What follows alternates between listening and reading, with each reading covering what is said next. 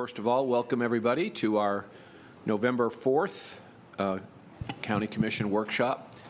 Today we're going to have discussion about unincorporated recreation services, and then we're going to talk for the first time as a commission about the American Rescue Plan Act State and Local Fiscal Recovery Fund Spending Plan. The staff's had been looking at it for a while now, and we're going to get a chance to see that unveiled and maybe have some input for that, and then we'll have our agenda briefing after that. So without further ado, I'll turn it over to Barry.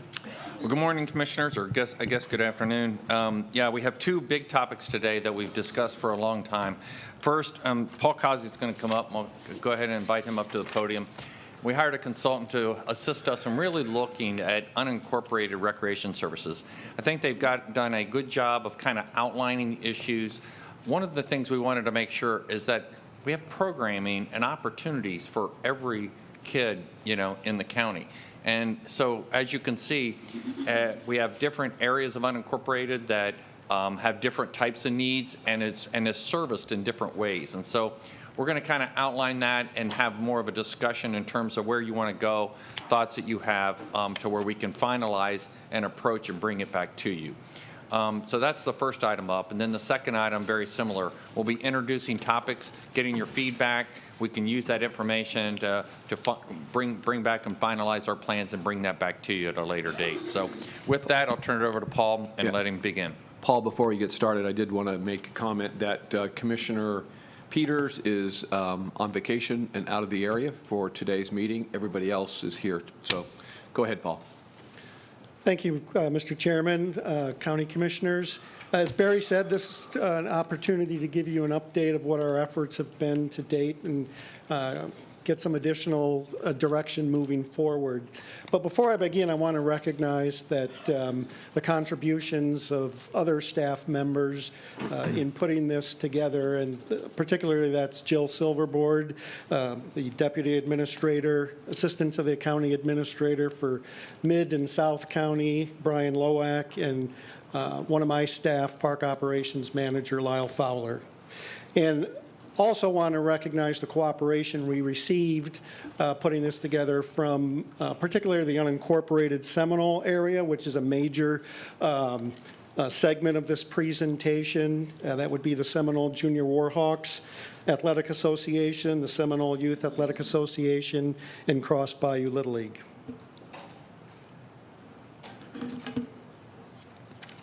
So just to start, I want to go over just a little brief historical timeline. Of course, the Parks and Conservation Resources, or Culture, Education, and Leisure, or whatever it might have been called years ago, has historically been a resource-based operation for natural resource activities such as picnicking, camping, boating, those types of things.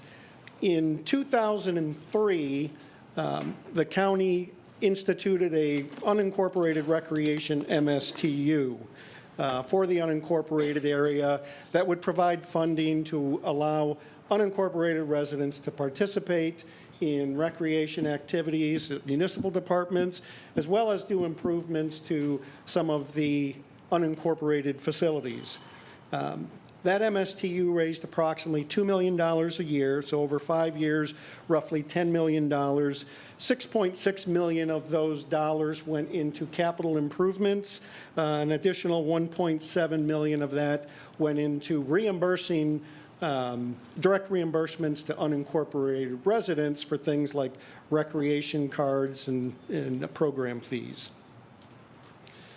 Since then, in 2008 to the present time, the assistance has been limited to primarily individual CIP projects, which we'll mention, and what I'm going to call the BCC MSTU projects. Those are those $20,000 type projects that individual organizations apply to from you, and as well as general fund support that we've been providing since 2016 to Cross Bayou Little League, Seminole Youth Athletic Association, and the Seminole Junior Warhawks.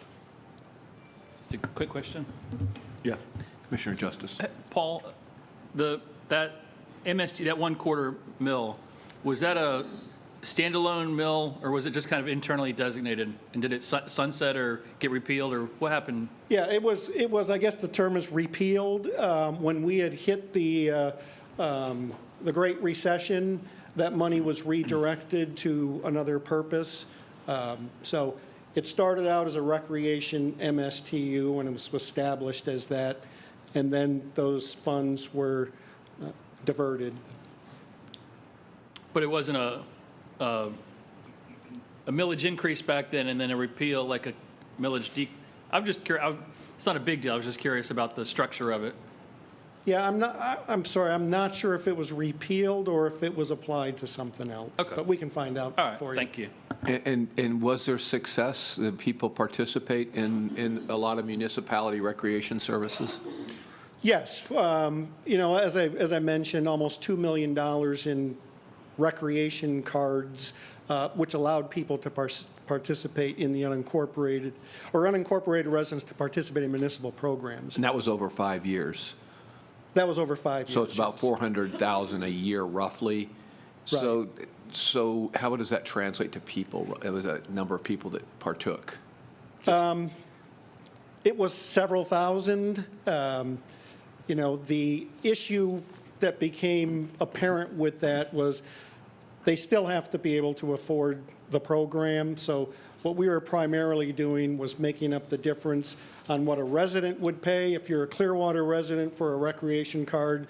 And then they had the additional tiers, which were a municipal non-resident, meaning you belong to another city, or an unincorporated resident, they had a higher tier. So that kind of was the difficulty of that program, was it allowed the municipal agencies to set a fee higher for unincorporated residents than someone who might have originally just gone over there and bought a recreation card. But Okay. So like most residents in a city, they don't pay for recreation, access to recreation services. But if there are specific programs that might have a charge to it, then they have to pay that amount. Correct.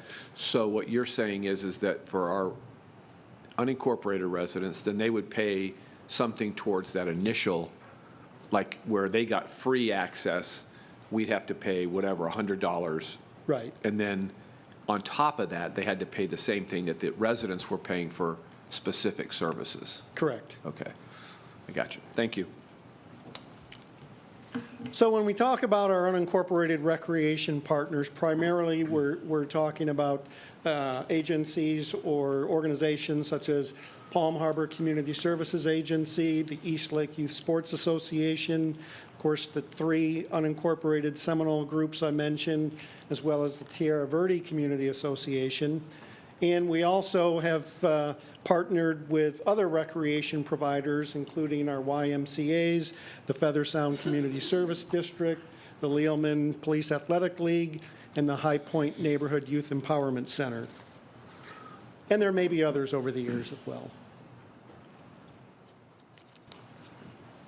So just to give you a little information about these organizations, I'm going to start with, of course, the 2 that are probably the most established, the most really complete organizations, and that would be CSA Palm Harbor Parks and Recreation.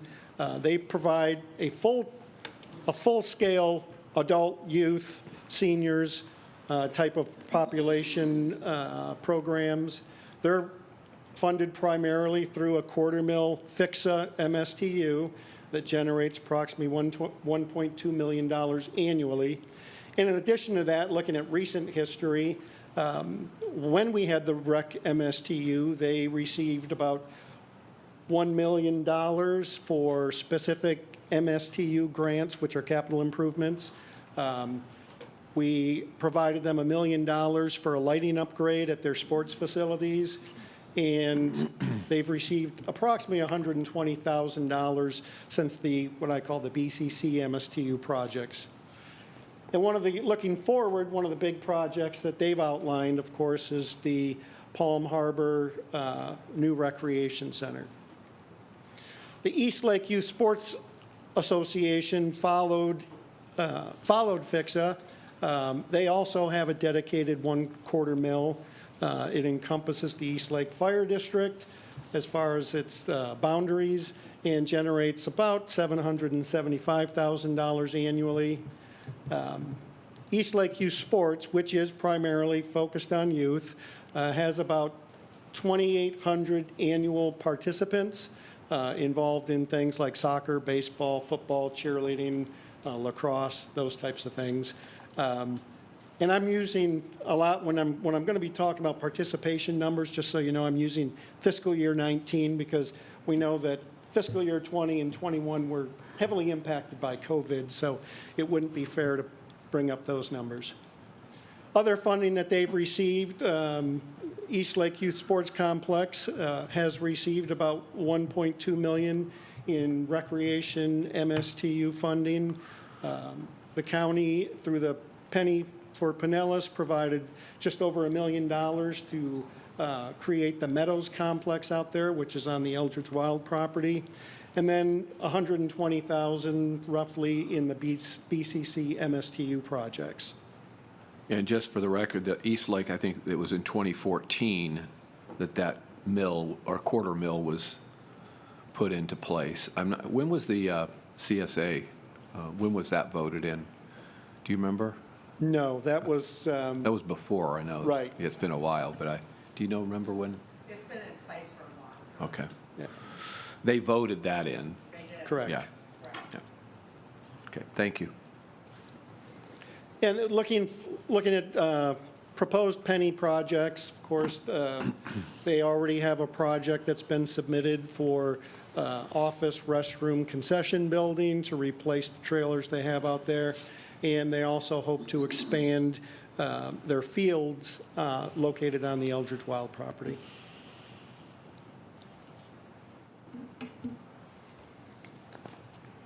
So the Seminole Junior Warhawks, they're one of the larger providers in the unincorporated Seminole area. They operate on county property at Walsingham Park. They provide youth soccer and baseball programs. They're part of the Cal Ripken Baseball League and the Florida Celtic Soccer Association. Their estimated annual operating and maintenance expenses for the facility is approximately $60,000 a year. Their FY19 numbers were approximately 1,700 participants. Looking at those participants, this is something we're doing with these groups that operated in the unincorporated area. Approximately 52% of their participants come from the unincorporated area. 48% come from the municipalities, with the largest group of municipal residents coming from the city of Largo at about 20% of that overall number. So the funding history, $670,000 in the recreation MSTU grants, another $152,000 from a separate CIP done in fiscal year 03-04. As I mentioned, we provide, or have been providing, the county has been providing $100,000 in general fund support each year to offset their maintenance expenses. Over 5 years, going on 6 years now, their portion of that money is approximately $233,000. And they've received roughly $67,000 in BCC MSTU projects since FY16. Paul, I'm sorry, I'm a little confused. I thought you said the estimated annual operating and maintenance was $60,000. Correct. So what's the 100 for? We have $100,000 each fiscal year in our general fund that's split between the three organizations. Okay, okay. So, I got you. and it's based on the size, I relative got you. size. Okay, thank you.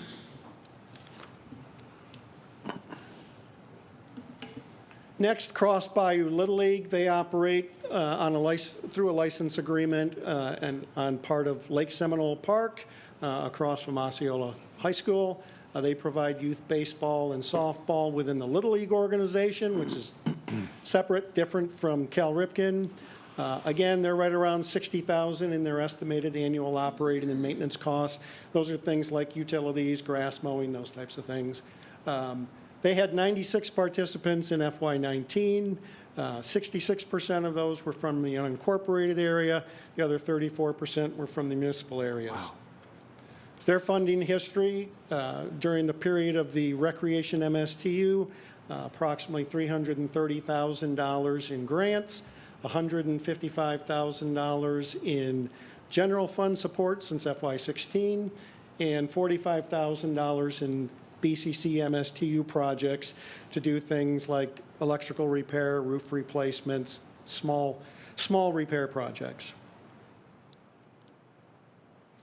The third group that's part of the unincorporated Seminole area is the Seminole Youth Athletic Association.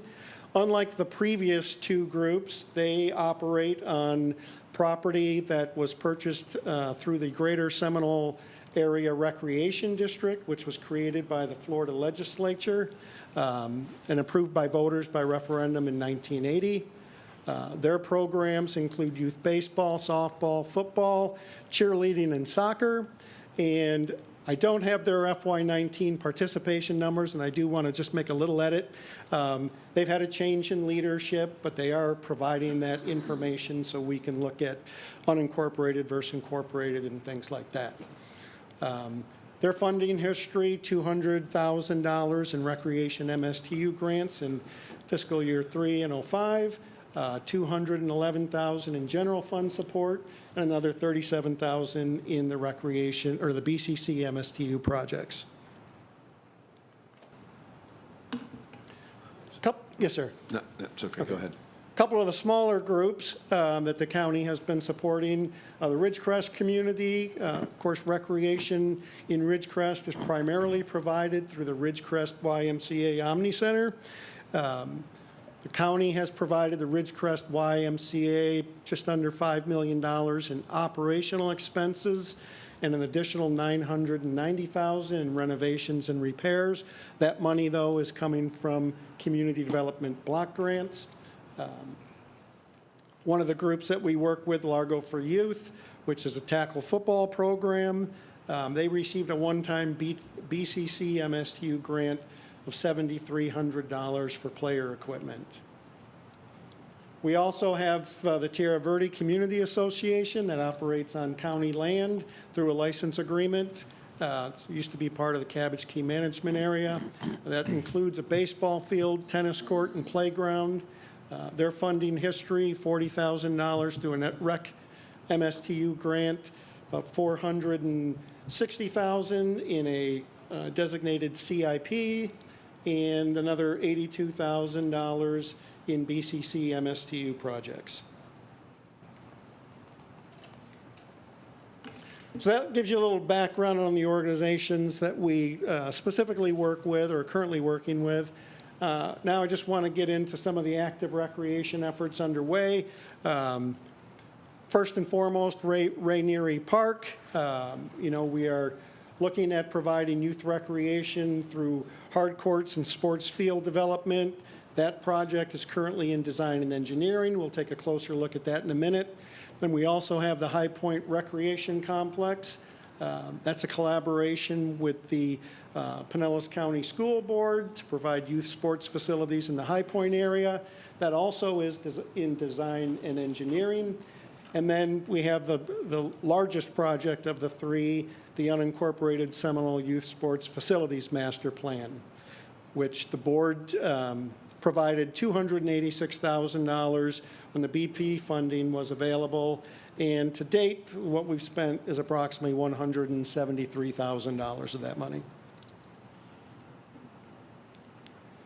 So let's get into the pictures. Rainieri Park, just so you know, the elements of that park include a multi-purpose field, playgrounds for children ages 2 to 5 and 5 to 12, a fitness challenge course for adults, restrooms, dog parks, covered pavilions, does show a future connection to the Joe's Creek Greenway Trail, additional parking, and then additional space for future elements. Then we'll also note that, of course, right next door is the Lealman Exchange, where we've got indoor basketball court that's operated through the YMCA.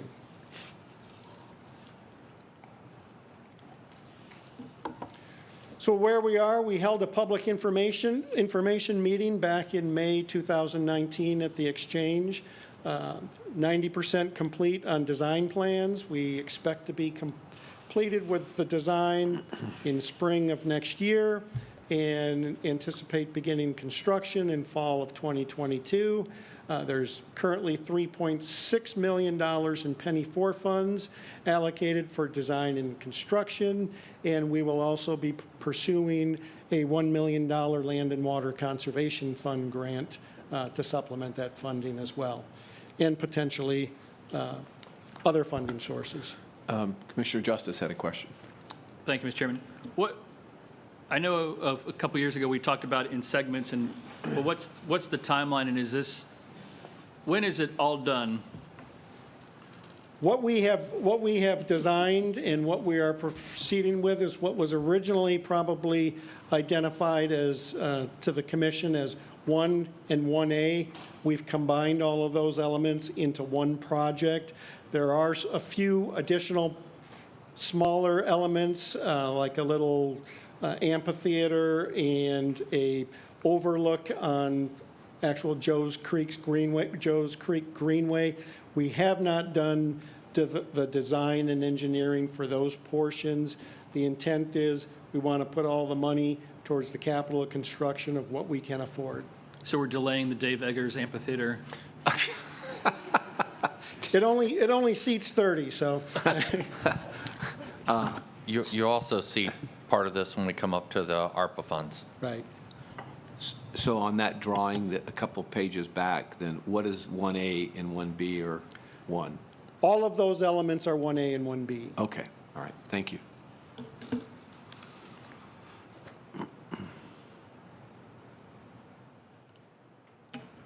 So moving on to High Point Community Park, as I mentioned, that's located next to High Point Elementary School. We're looking at 2 multi-purpose fields, playgrounds, 2 basketball courts, restroom facility and picnic shelter, multi-use path around the perimeter, and improvement of the existing parking that's already located at that facility. We're currently at the 30% design phase, probably even a little more than that now, since this was completed, with the estimated design completion by the end of fiscal year '22 and construction proposed for FY23. Again, we've got $3.25 million from the Penny.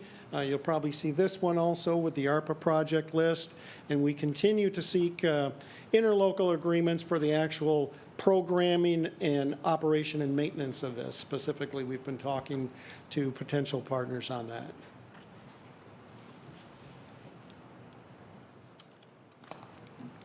Next, we'll talk about the unincorporated Seminole Recreation Master Plan. So back in late 2018, we actually started this project and came up with a preliminary design plan. Once again, one of those issues that was kind of put on hold due to COVID and the inability to meet in person with our partners. But RSH and Sports Facility Advisory in the first phase completed the needs assessment, a market analysis, as well as concept plans based on the information gathered through not only our partner organizations, but also looking at the unincorporated area as a whole, looking at trends in active youth recreation participation, and doing some population growth estimates.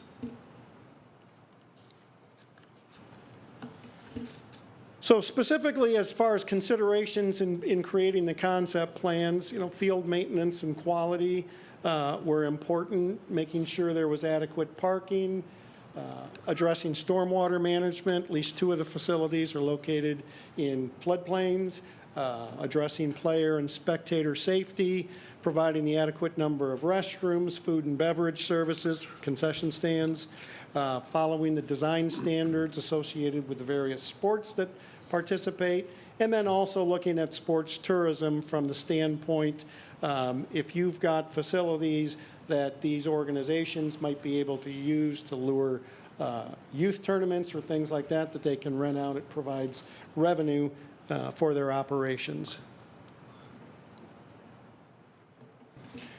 Now, one of the things that really jumped right out was that none of the 3 unincorporated Seminole sites, Cross Bayou, SYAA, or Seminole Junior Warhawks, can accommodate all of the field needs of the community while accounting for all of those considerations I just mentioned. So in order to have the number of optimal baseball fields and soccer fields and potentially lacrosse fields that Seminole Junior Warhawks might want, you can't fit them all in that site. We know from looking at numbers that some of the existing sites, the fields on those sites may be underutilized, but in other areas, they may be overutilized. So it's really about balancing the field needs, the number of participants. So as I said, the way we're set up now, all of the soccer needs or all of the baseball needs can't be accommodated at one facility. So that's important when we look at the concept plans that were developed. So here you will see the Seminole Junior Warhawks Athletic Association complex as it exists now. And just so you know, the north is to the right of the picture. Typically, everyone looks at that, but so what you have right here is you've got some existing multipurpose fields and baseball fields. The concept plan recommends 10 multipurpose fields located at Walsingham Park. And you'll see that even with what currently exists at Seminole Junior Warhawk site, we actually have to expand into what has been the unused portion of the park. There's some old debris piles and things like that in there. There's a Duke Energy easement that runs down through the middle. So that would have to incorporate that whole area just to meet the soccer multipurpose field needs. Cross Bayou Little League, you can see there's currently 6 baseball fields of various sizes on that site. The plan would call for replacing those with 6 regulation Little League fields as well as 2 T-ball or coach pitch fields. And you'll see, of course, having the requisite parking, stormwater facilities included with that. One question here, Commissioner Justice. What is I know when I was out touring it a couple years ago, the deposits from the Lake Seminole dredge, it's just south of there. Yes. Are we able to utilize that for public access at all? At some point in the future, and I think 7 years, or Kelly will be able to tell us that after it's all settled and contoured. And Kelly Levy, Public Works Director. Yeah, we're actually getting ready to do some work right now because the site is actually compacting at a faster rate than we thought it was going to. So we're probably 2 to 3 years out, and then that area will be completely capped, closed, sodded over, and it can be repurposed to probably light access fields, multi-purpose fields, soccer, whatever. Okay, thank you. thank you, Kelly. So that was ahead of the schedule, we thought, so that's great. Then we look at the Seminole Youth Athletic Association. As you can see, there's a number of varying size baseball fields, as well as 2 football fields and some practice areas. What the conceptual plan calls for is 4 senior-sized fields that would have adjustable field fences to meet other age group requirements as well, and 2 full-size football fields.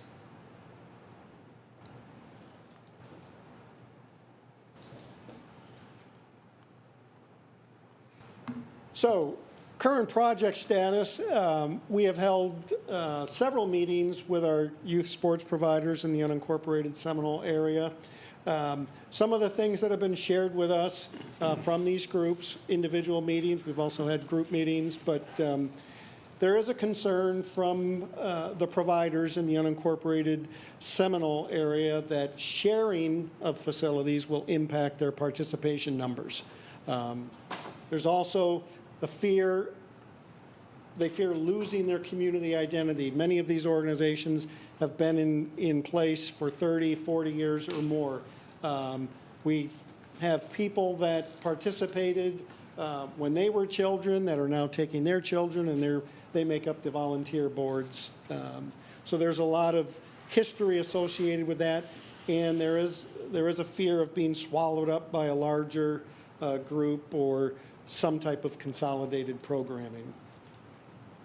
The other thing that came up is most of our providers in the unincorporated Seminole area, while recognizing that there is a need for higher quality fields and more fields, their most immediate needs right now relate to the operational and maintenance costs, that $60,000 to $65,000, as well as intermediate repairs and improvements. Because one of the things that they really can't do right now because of all of the land development regulations is really go in there and try to do anything major of an improvement, because that triggers so many issues like, hey, we don't have paved parking, and we don't have the adequate stormwater retention and those types of things. So small projects become very expensive projects.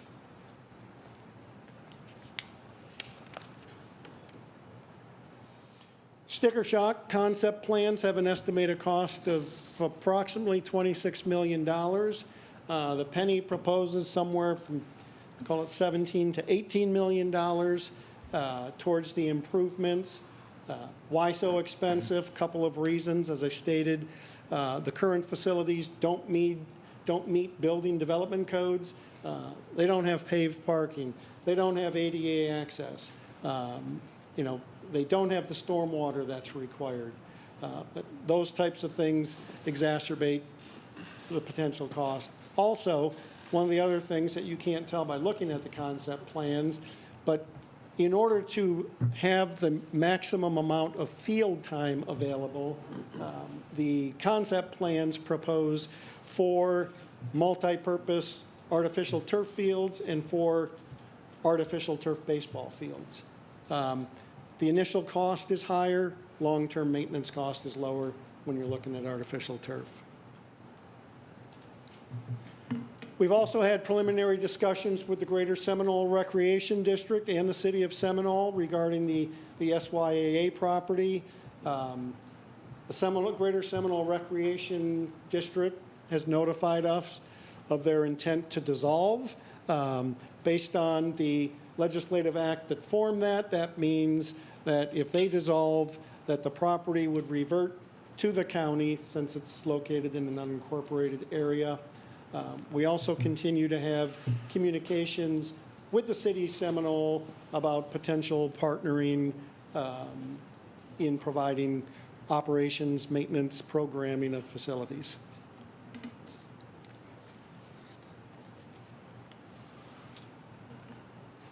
So then in phase 2 of the RSNH and Sports Facilities Advisory, we brought them back earlier this year and asked them to assess changes in the facility and field utilization since phase 1 was completed in late 2019, kind of take into effect the concerns of the stakeholders and the other groups, as well as impacts from COVID and other things which might impact utilization of the facilities. So they assessed the participation numbers again and population trends, analyzed the market potential and additional needs, and then asked them to recommend an operations and management structure to promote efficiencies and accountability, because we want to make sure that whatever we do is going to provide equitable recreation service within the unincorporated Seminole area.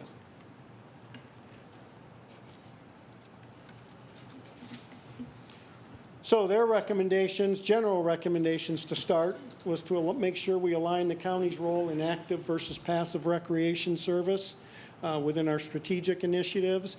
One of the things that we've had discussions, well, are we addressing competitive recreation programs or pure recreation? What should be the priority? How do those priorities get distributed? We have to ensure that we have maintenance and operational standards for facilities. They're operated by volunteer groups. If we don't have the proper field maintenance standards in place, then of course it's more expensive to maintain and repair over time. And then of course, looking at how to pay for it, and specifically analyzing a potential MSTU similar to what we have in Palm Harbor or East Lake for the unincorporated Seminole area. And then we would also need to establish funding requirements, composition of an advisory group like we have in East Lake, and who the partners and stakeholders would be. So as an example, when we're talking about establishing an MSTU, this is just an example, but if you're looking at this map, you'll see the 3 stars represent the 3 unincorporated Seminole recreation facilities. The yellow areas represent unincorporated residences. The white areas are municipal, City of Seminole, some City of Largo. So right here, we've got something that runs roughly from Walsingham Road to 54th Avenue North to the Intracoastal to the west, and then Starkey Road to the east. If you were to look at setting something up similar to that as an MSTU, for example, at 1/10 of a mil, that would bring in approximately $315,000 a year in revenue. 2/10 of a mil would bring in approximately $630,000, and a 1/4 mil, similar to what's been done in other communities, brings in roughly $788,000, or pretty similar to what you have going on up in East Lake right now.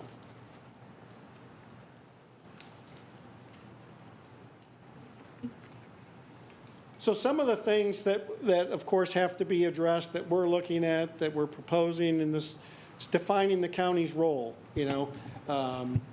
Some counties manage the facilities and make them available to organizations. We've licensed facilities for a number of years. We've looked at municipal partnerships over the years.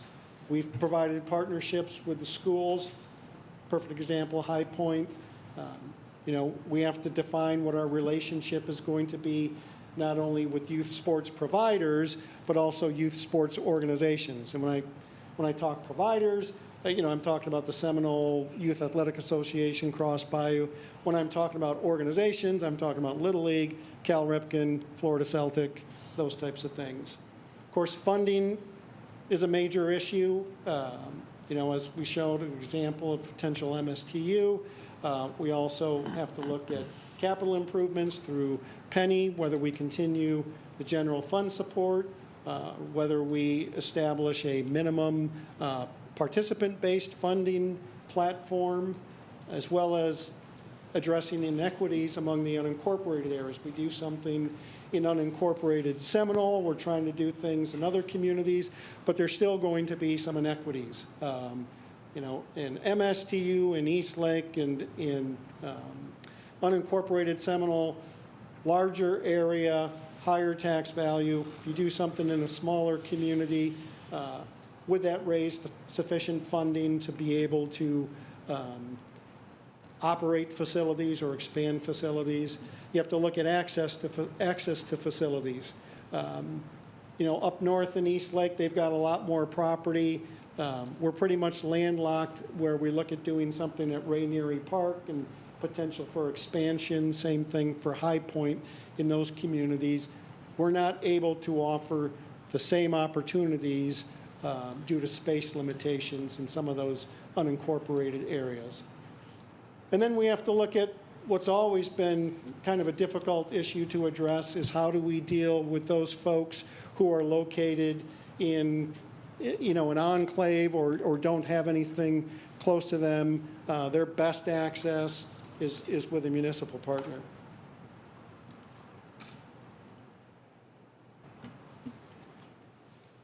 So our conclusions, when we've looked at this, where we are now,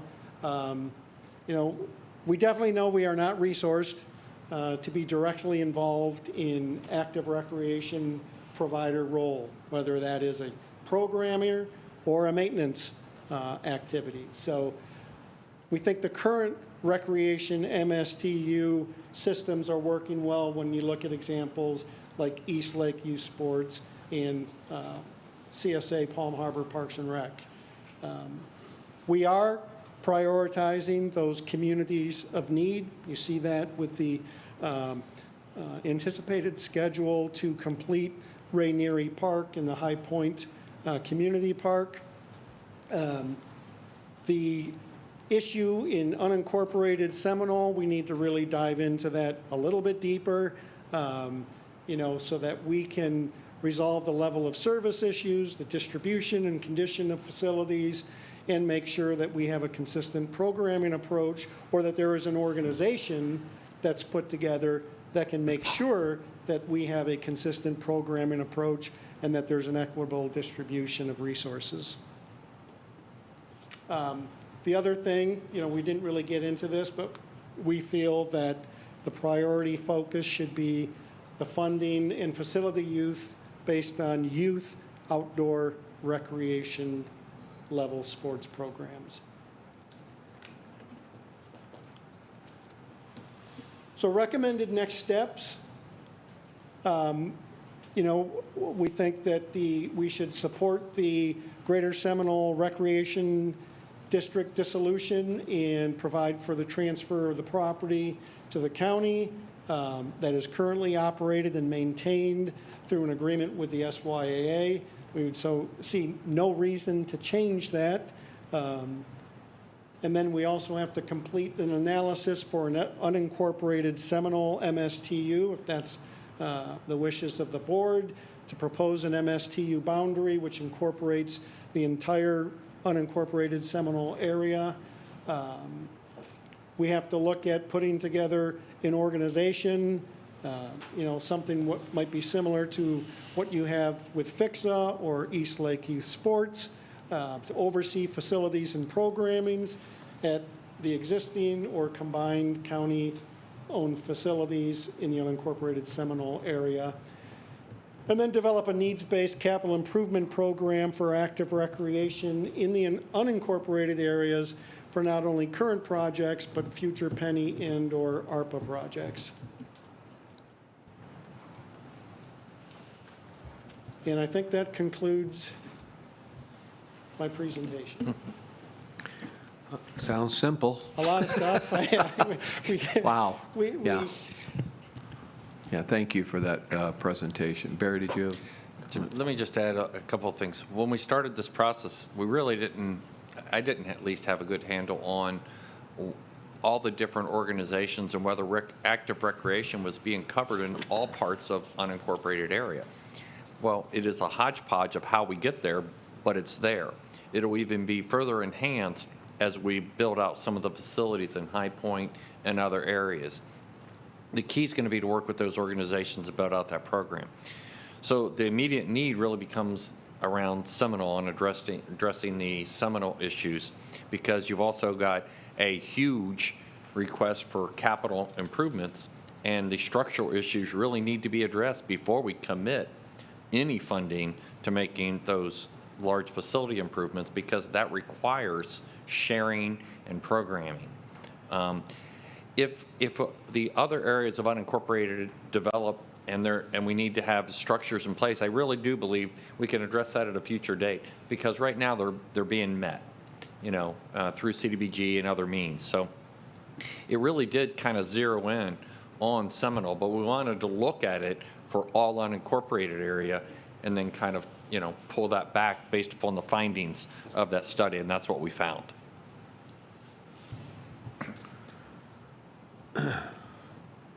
So right now you have three different facility locations doing different things. So combinations of soccer and baseball and football and different places. Correct. And each of those places have an organization that runs the facility. Right. They kind of own each of their areas, and so they program for their area. But you also got 2,000 kids in one area and 60 kids in another. But when you expand, now you're going to have lots of facilities down in the area that only has 60 kids, and we want to make sure that that program, which is a basic level active recreation, can make sure that that continues, that it doesn't get swallowed up, as I think they're concerned. But also now you got to share fields because there's lots of needs out there.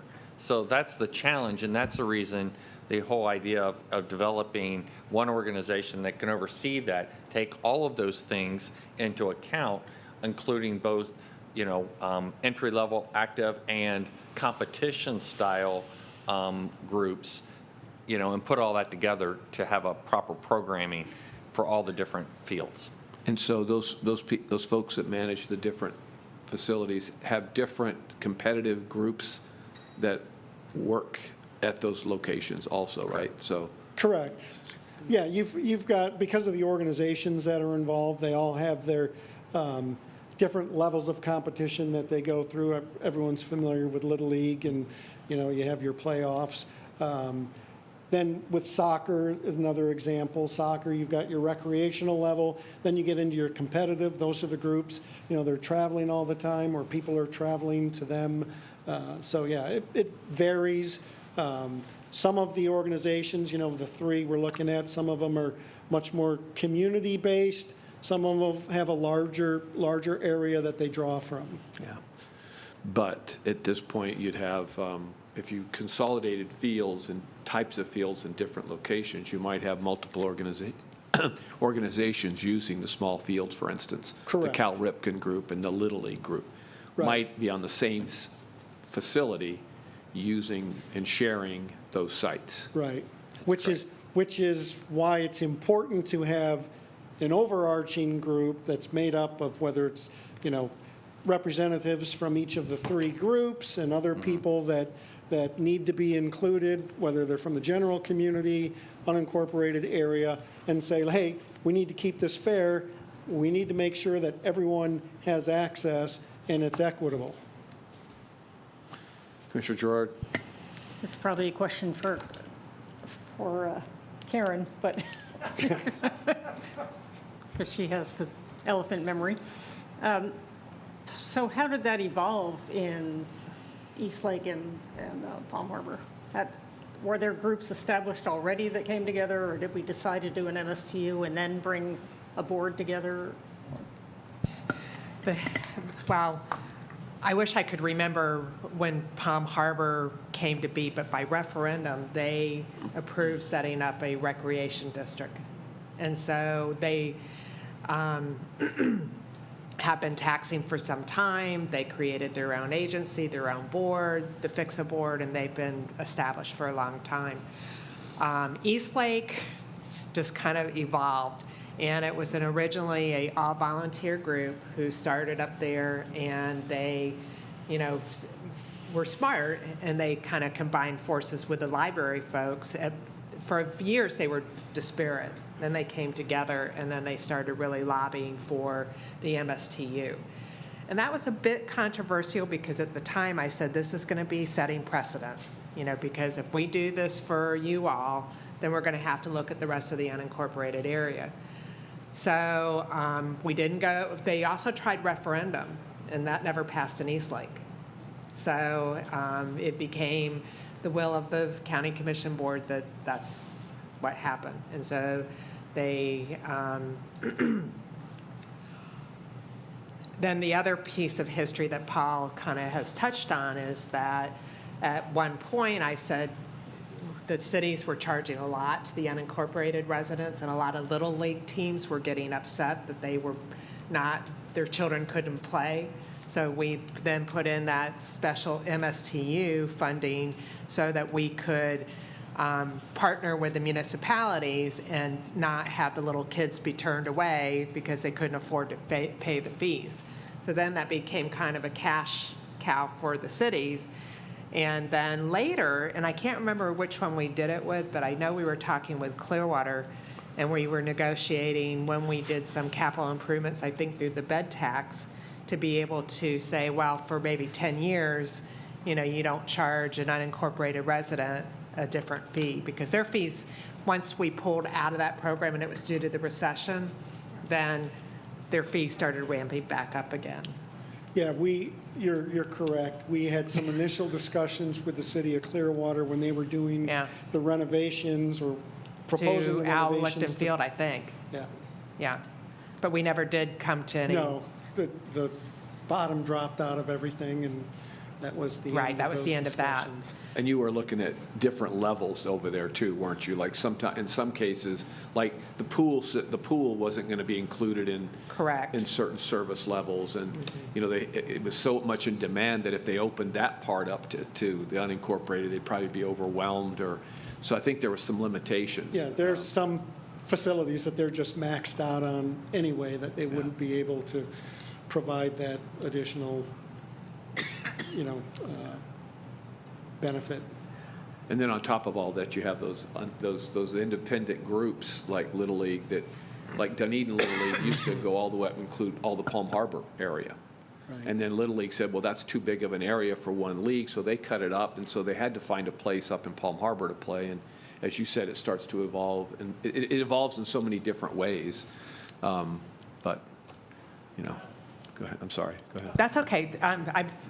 Is that enough history? I mean, it is kind of, but you know, part of me is like, I see the value of trying to bring the Seminole in for a landing, but then I see the future funding needs that's going to be needed at Rainieri, at High Point, at Ridgecrest, instead of using CDBG funding, block grant funding, to be able to have some kind of recreation source. So I don't know whether it's the time, if we're going to look at unincorporated Seminole, to look more widely countywide, or Eastlake and Palm Harbor has theirs, but for the rest of the county, thinking about $250,000 or, you know, something of that, so that this is properly funded.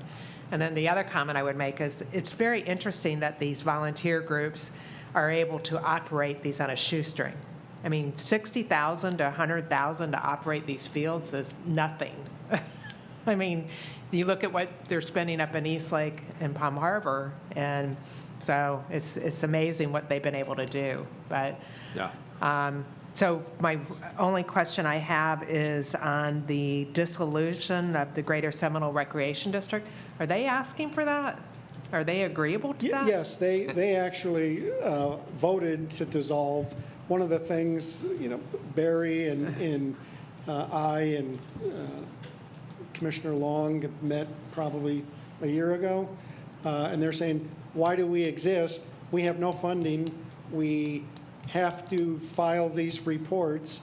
You know, it just, They there's just no wanted to purpose. dissolve yesterday. And, you know, they don't really have a role anymore, but they do control that land now. So that's their only role? That's their only role. Okay. And, you know, and so the way we interpret it, that land comes back to us. So, but others have had different ideas on that. But we wanted to complete this report, and we worked on that. And we wanted to understand that kind of going forward. But we're certainly supportive of their dissolution, because that's really their only role at that point. Okay. But I do, you know, I don't mind taking step one and looking to Seminole, but I do think we need to have a discussion about how we're going to fund the other recreational areas, because that's going to have to come out of somewhere. And Commissioner, I don't disagree with that. That's the reason we wanted to look at all the unincorporated areas. And I think sometimes, but if it gets too big, then it gets bogged down by its own weight of making progress. It's going to take us several years to build out these facilities in some of these areas, the Ridgecrest, I mean, especially the Highwood. We still got to get programming in there. So it's going to take time for, as we build out the facilities, to get the type of programming that's going to create the demand So I think we can come back to that, but I 100% agree with you. We need to address the funding piece to where every kid has an opportunity to participate regardless of where you're at in the county. Commissioner Justice? Thank you, Mr. Chairman. I have several questions. Looking at the sites as they currently are and the artist rendering on the youth athletic, you've got 2 football and several baseball, and you go to 4 baseball and 2 football. On the cross bayou, it's several baseball or diamonds, and it goes to several diamonds. But then on the junior Warhawks, it goes from a couple of flat fields and a couple of diamonds to all soccer and football. And just curious why at that site we didn't incorporate a couple of diamonds into that site as well. Sure. Let me see if I can explain this properly. So if you were to look at, say, the Seminole Junior Warhawks site, and you say, well, let's not do 10 multi-purpose fields here. Let's do 8 multi-purpose fields, and let's put 3 baseball fields here. Well, that number of baseball fields won't address the need for baseball fields for that area. So you would have to either, if your child's participating in baseball, and let's say you have to guess whether I'm going to Cross Bayou tonight, or is this week my practice is at the Seminole Junior Warhawks site. It's trying to put the age groups, based on the recommendations of the consultants who look at these things, that you have a facility that's geared towards these specific sports so that you have the number of facilities you need to accommodate people at one location rather than having them do what they're doing now, basically, because that's kind of what the issue is let's say you're at Seminole Junior Warhawks, you're playing Cal Ripken baseball, you don't have enough fields, so do you send half the kids over to Cross Bayou Little League because they've got a couple of fields available? That just is a difficult method of trying to meet those needs. And then if you don't have enough fields, if you don't have a minimum of X number of fields, you can't host a tournament, maybe, if you're responsible for Little League District 5 playoffs or something like that. Yeah, programming that he's talking about, and maintenance is a real big piece, because with all due respect to volunteers, when it comes to, and I've done it, Yeah. the maintenance that I did versus when the city started doing it is totally different. I mean, it was a different level of maintenance. And if you have them all together, there's a synergy and an efficiency. Go ahead, I'm sorry. No, you come from a better angle. I mean, I wouldn't pretend to know Little League scheduling. That was not, my girls, that was not something I had to worry about. But it just seems like we've got diamonds there and flat, and we're going to no diamonds. And we're talking about part of the problem being that now we, sharing space and time. So it just on a surface logically goes, well, we're losing something in this site. So that's why I wanted to ask that question. And that's true, but that's because we're looking at the whole area and what the needs are of all of that unincorporated area, not just, what Cross Bayou's needs are or SYA's. We want to accommodate all of those needs, but we're trying to balance it, and the way to balance it is to have these specific facilities. I get that, and you have some collateral damage as far as losing some participants in a particular sport if they're in a particular geographic. I get that. And it's interesting you said that on the slide that the concern was operational cost more than a capital wish list, because, and it's been a few years, but when I was out at one of the fields, it was, we keep it cut, but the field had started to wave, and, it really needed to be stripped and resodded to flatten it out. And that was a lot of $75,000 if it was $1, right? Something in that ballpark, if I remember correctly. So that was interesting to see. The last question, I guess, would, on one of the slides, you talked about some of the sentiments from some of the groups that you met with, and that they didn't want some the county shoving some fancy new thing down their throat. And that's, I mean, one, are all three groups in that same sentiment? Is, one group different than the other?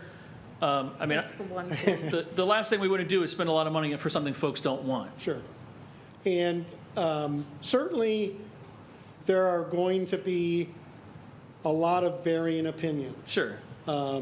This is not something that individual parents or families have looked at, only what they're going to hear from their organizations. Now, I think there is going to be issues with the whole identity thing, and we probably need to look at how we can preserve that. But from the standpoint of new facilities, improved facilities, workable facilities being the carrot to hopefully make this a much smoother transition. Because as you noted, some of those facilities, it's difficult to be proud of in the condition some of them are in. And that's not the way it is everywhere, but they are volunteer run.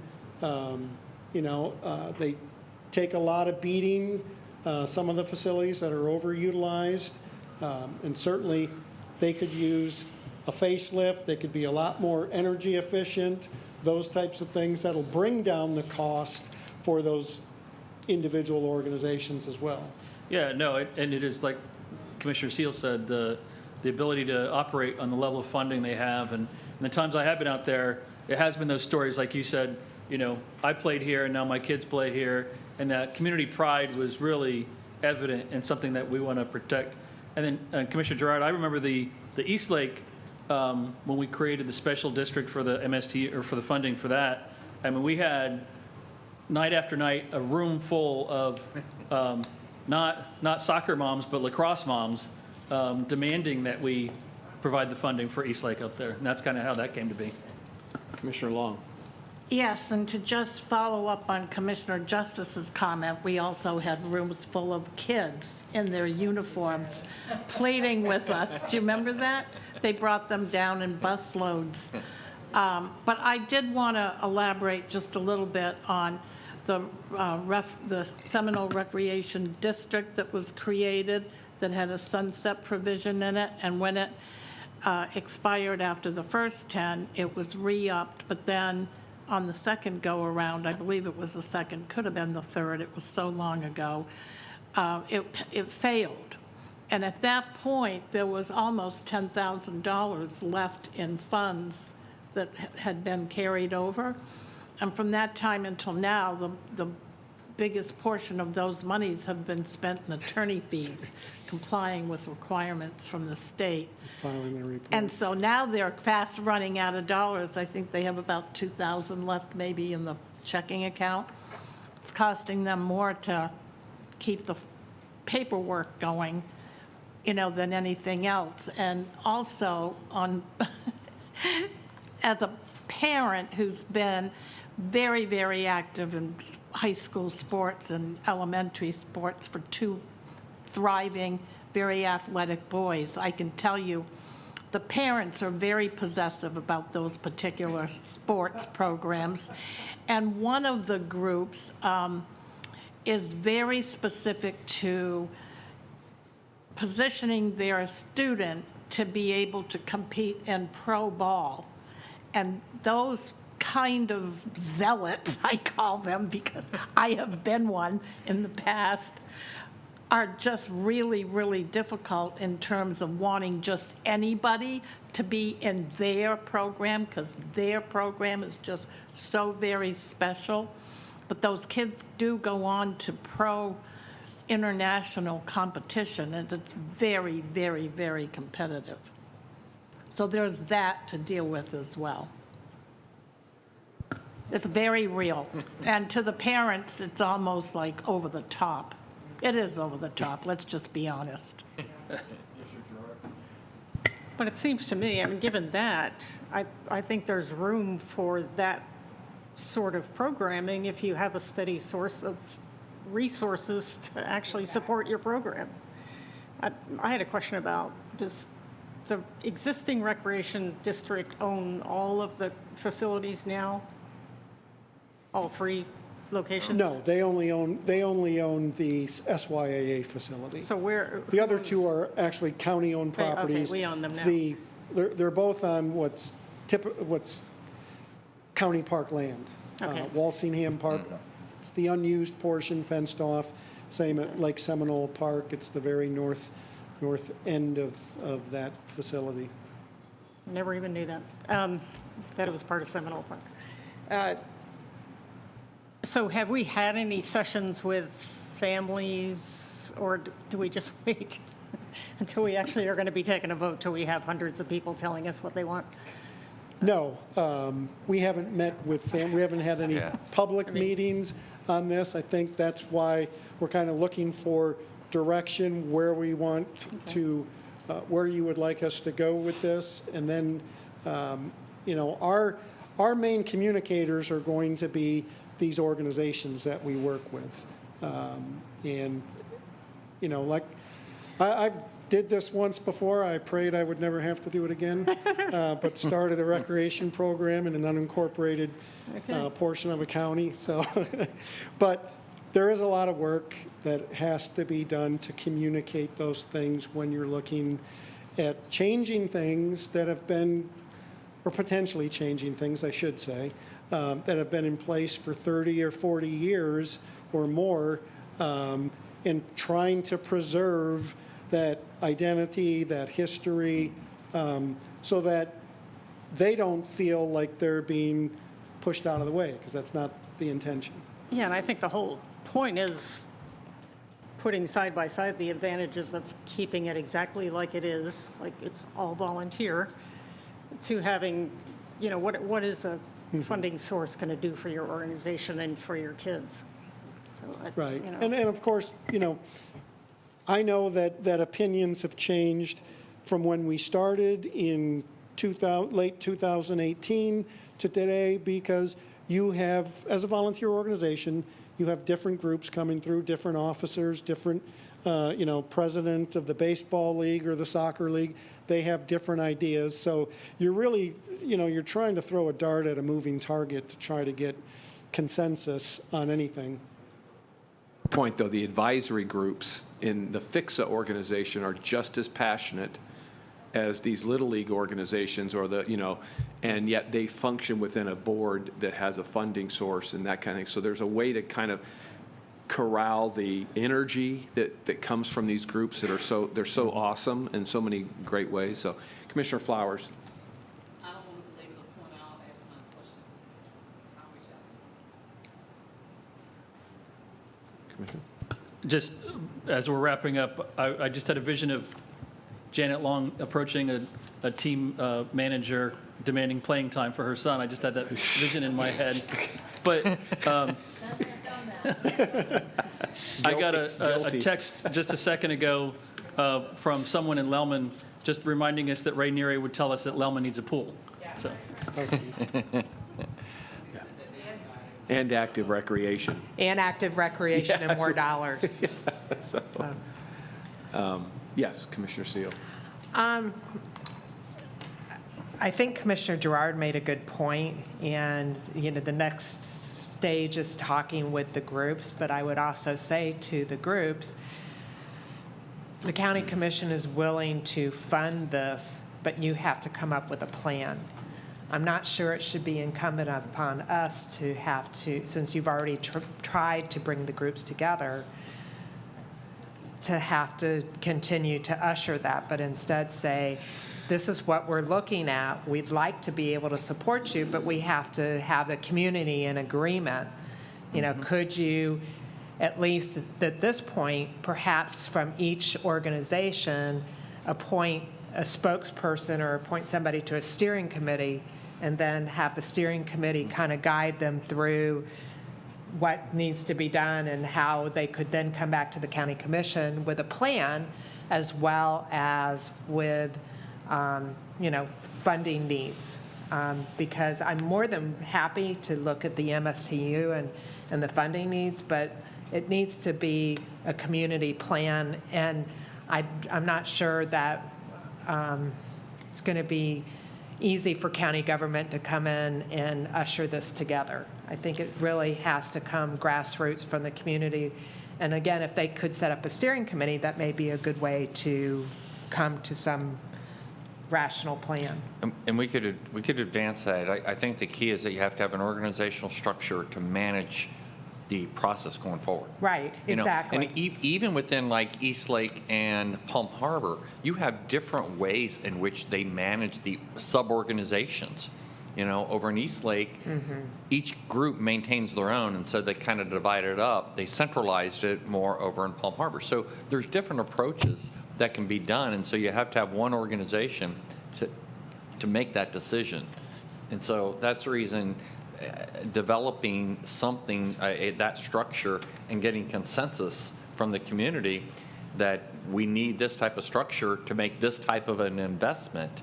If you're going to ask commission for this, we've got to address this. Exactly. Commissioner Gerard? Well, just along that line, would we be willing to help them out with some kind of consultant or somebody that can help them with a plan? Sure, and I think others we've Still kind have funding. we've kind of done that. We've only spent 170,000 of that, so we have that Right. that group's familiar, Okay. and they're experts at this, so they certainly could talk about the benefits and work with us with the communities. Great. Okay. And I do think that, you know, again, everyone, as you said, people have said, it's very unique and they're very different models. But at some point, you know, each of those organizations do bring a passion for their group, and whether it's, you know, the library in East Lake and the passion that that advisory group brings, or Little League organization in Seminole bring. You can have those kind of representatives on a board. You know how there's 4 of those that are appointed, and then we appoint the other 4, or there's 4 of us that appoint the other 4, and they have an 8-member board that talks about the funding, using the funding piece. But each of those advisory groups, or each of the Little League or Cal Ripken or whoever those organizations are, would have a voice at that table. So I think there's models that are out there, and I think you're right. We've got to let them usher that, like that grassroots plan. We can buy into it. We can get a community to buy into it, because it's, you know, that it's not going to come from us. It's like, I think there's a willingness to be a participant and a partner in all this. But any other thoughts, comments? Okay. Thank you. Thanks, Paul. All right, up next is, Chris, you going to introduce this, or we're going to go right to Laura? Okay, so this is our first look at kind of a staff process of the American Rescue Plan funds, and some thoughts in terms of how to prioritize this. And this, again, we'll present ideas. We'll take your feedback. We can take all of that information and refine it, you know, following this meeting. So go ahead, Chris. Thank you.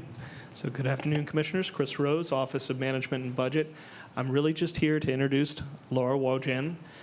You've met her before, and she's going to walk you through, as Barry said, all the different things that we've done since we last talked to you. She is a member of the Office of Management and Budget, and we've been working with the ACAs and with the departments to get to where we are today. So, Laura? Welcome. Thank you. Before I begin, I would like to also introduce, the other half of the ARPA team, and that's Michelle Fearon Sullivan. She joined us 2 weeks ago. She's our finance manager, so she'll be taking care of the accounting side. Commissioners, just so we hired 2 staff members to manage this process. That's Laura and Michelle. So we've doubled in size since we last met.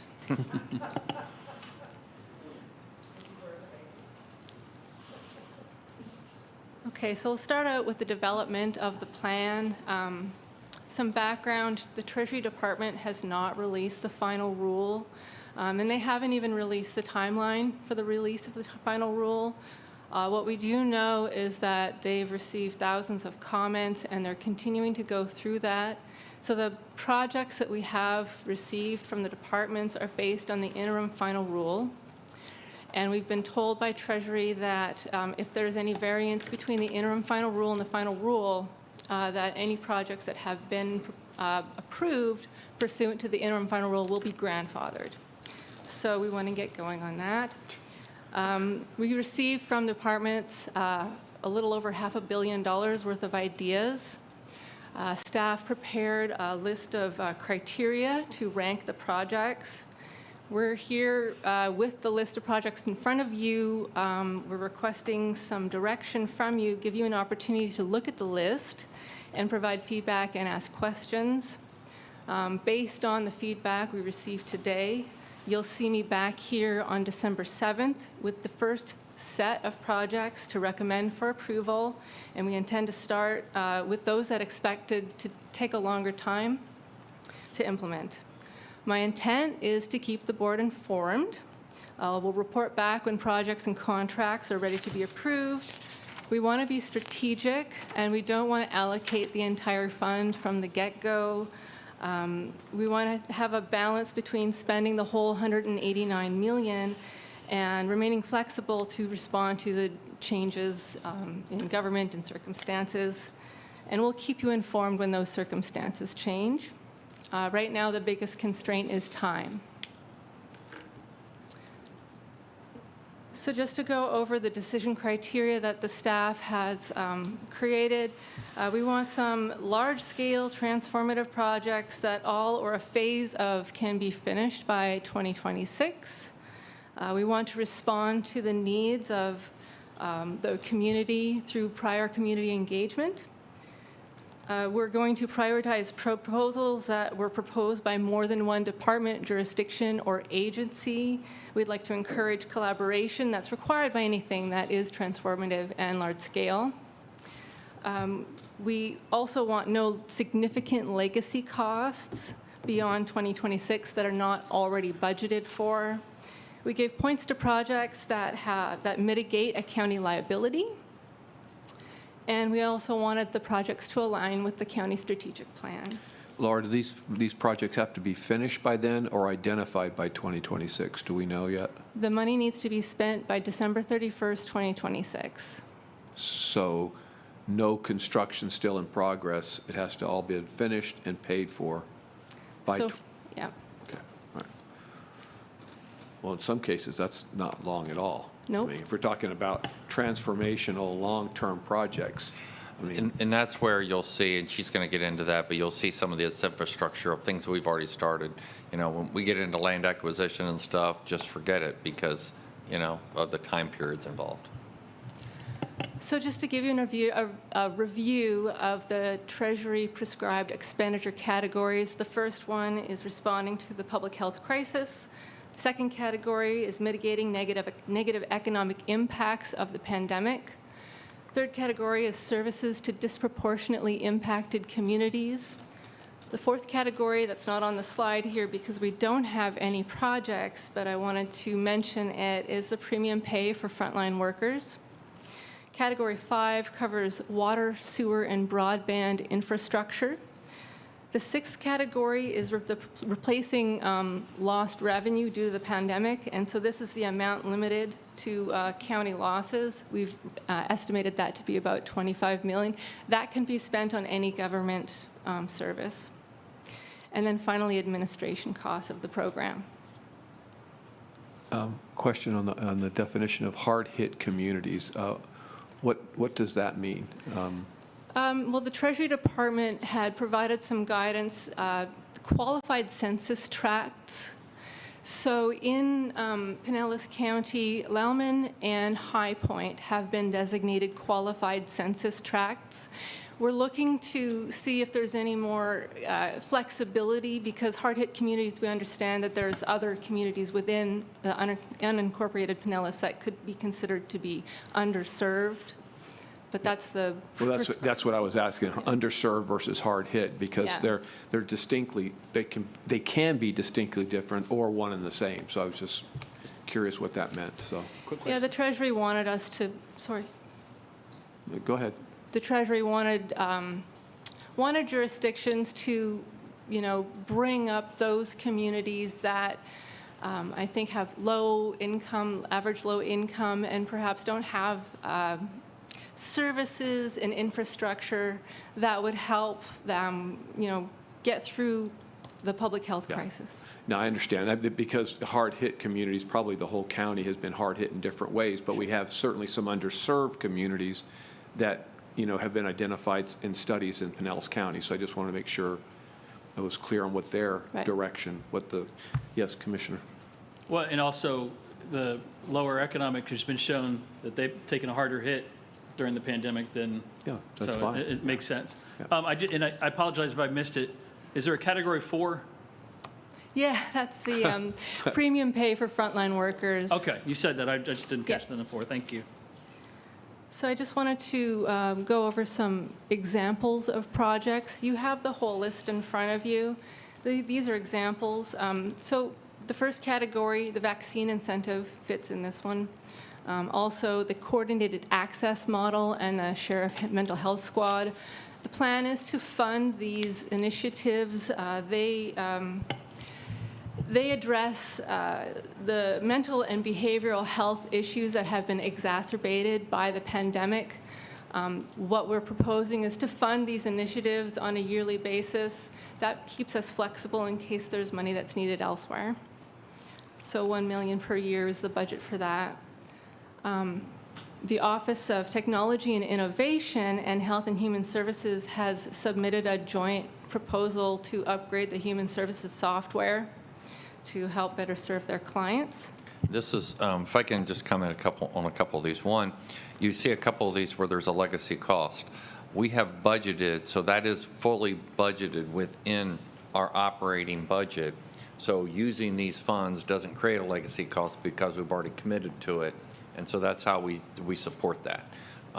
What that really does is it frees up dollars that go into reserves to be able to pay for things like the sidewalk expansion program.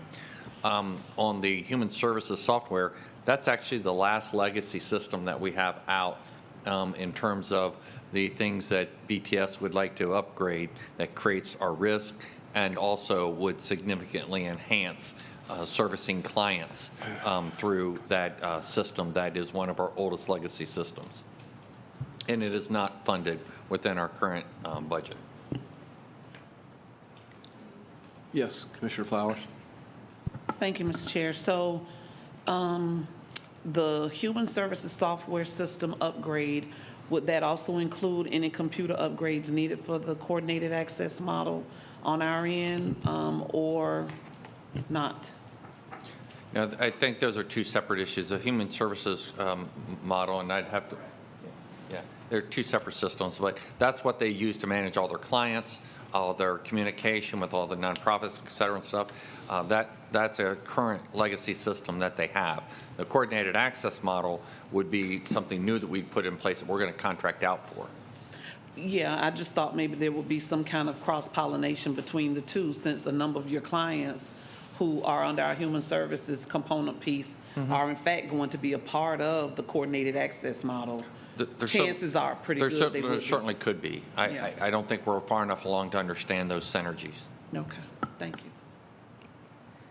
So under category number 2, addressing the negative economic impacts, the plan is to set aside about 10% of the entire fund for nonprofit capital projects. And we would create a framework to solicit, review, and prioritize projects coming from the nonprofit sector for that. And we'd want to partner with community-based organizations to administer. Commissioner Gerard has a question. Well, I had a comment, actually. I think that's probably a lot, unless you're talking about building buildings, and, that's sort of what we use CDBG money for. And this, there's nothing. My thought about that was that we were looking at smaller capital things that nonprofit agencies just can't get in their normal funding cycles. So, I don't know what you think, but, well, we heard a lot. $4 million a year is a lot. We've heard a lot. We said, again, we put it out as a 10%. If you think that's high, we can adjust that, however, or not do it at all.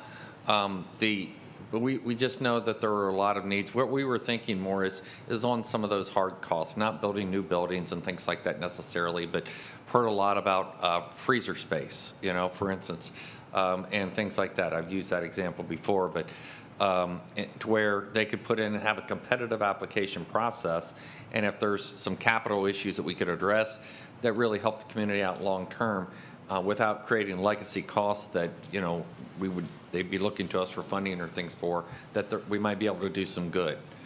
So we can certainly refine this more, but I welcome your thoughts on that. Commissioner Flowers.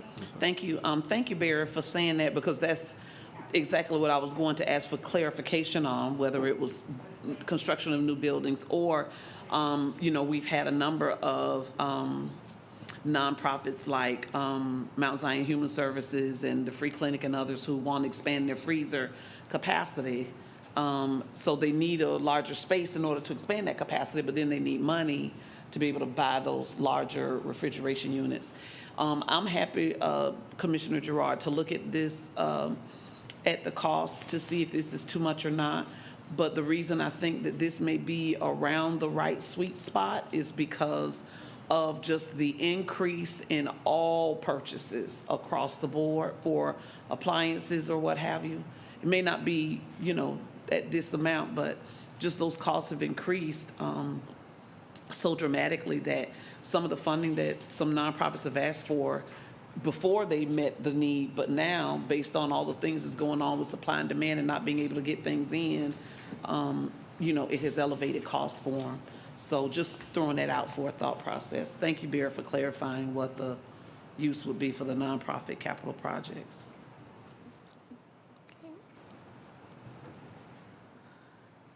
Third category is services to disproportionately impacted communities. The Joes Creek Greenway Trail and adjacent projects is a prime candidate for this. It also has a stormwater element, so it kills two birds with one stone, so to speak. The Raymond Neri Park, phases 1 and 1A, unincorporated Seminole recreational facility. This would take pressure off the penny fund as well.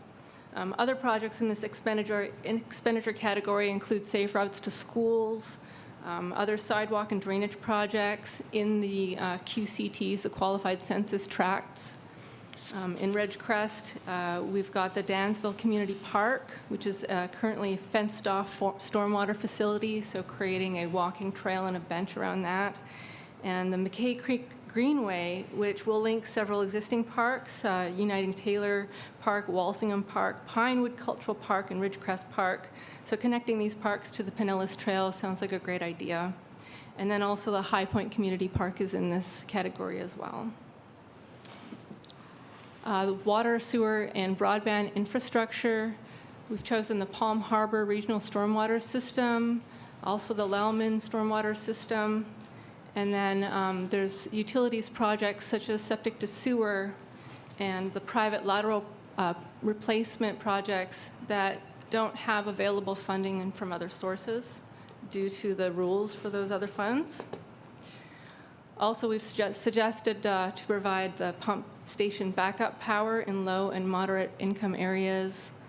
And then funding the decommissioning of several county-owned fueling stations, removing the underground storage tanks. That will mitigate a county liability.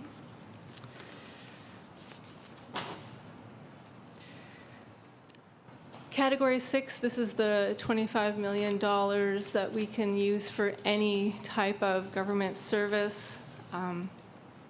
Any kind of sidewalk and drainage projects that are not in qualified census tracts could go in here. We chose the electric vehicle infrastructure that would replace those fueling stations. And then the Regional Fire Training Center, we'll need to coordinate with partners on that. Finally, Category 7, that's a... Oh. Hold on. I'm sorry. Yeah. Barry, is this the place that I invited you to come with me to tour and Yes. we saw some of the needs? Well, part. So one of the things that come up was out at the training center is that they had requested through Jim Fogarty's shop a collapsible building for training purposes.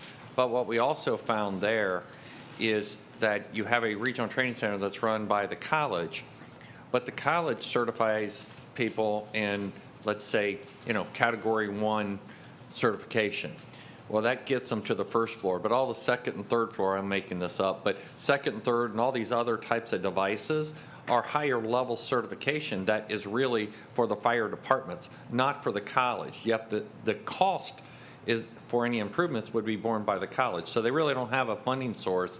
And so they really approached us about, we need some assistance to be able to provide these things that are not pertinent to our basic curriculum, which was a fair request. We were going to look at state grants, we talked to, Senator Hooper and others, but then we were looking at this fund, and it really kind of fits. It's regional.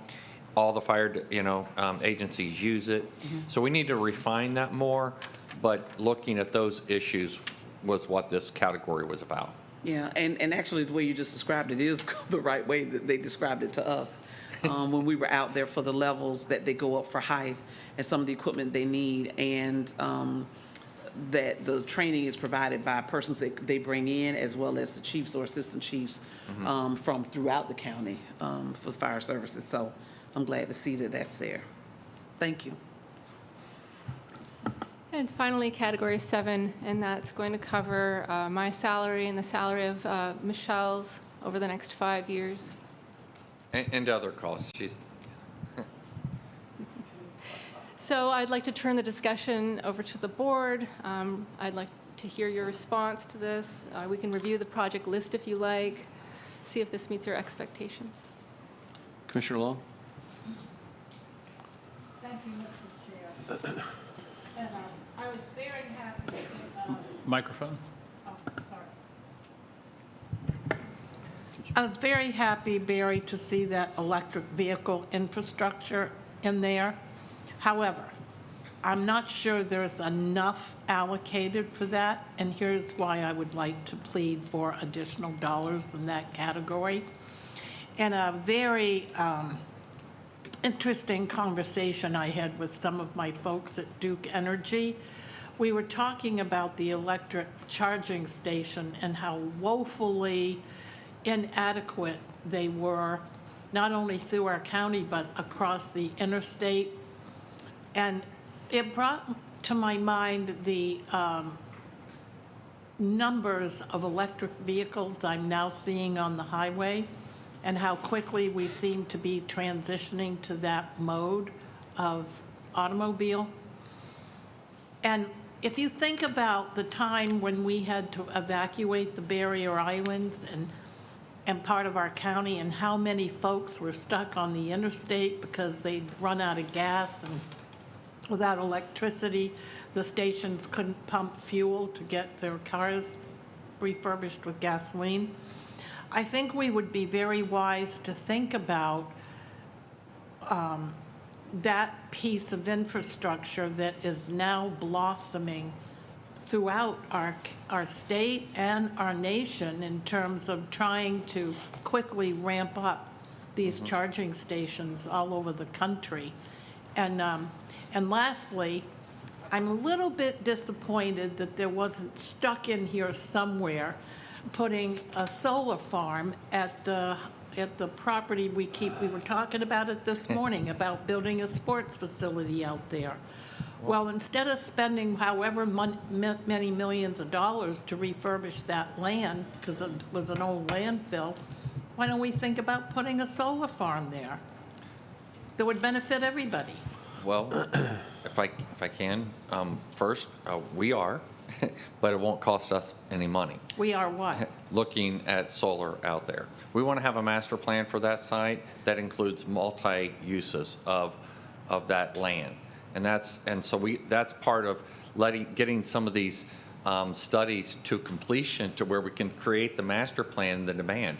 There is a current local company that's interested in part of that for a solar farm, okay? But not on taxpayer money, they would build it and run it and use it. So we are very interested in that. We've had conversations with Duke about that, but it doesn't meet their footprint and their need. So there is a lot of stuff going on there I want to remind of us all, though, that remember, each municipality has their own funding for the ARPA funds. So within the municipalities, we didn't really look at charging stations that they would put in their downtown or things like that. We really looked at the county and our county facilities and our roads and things like that.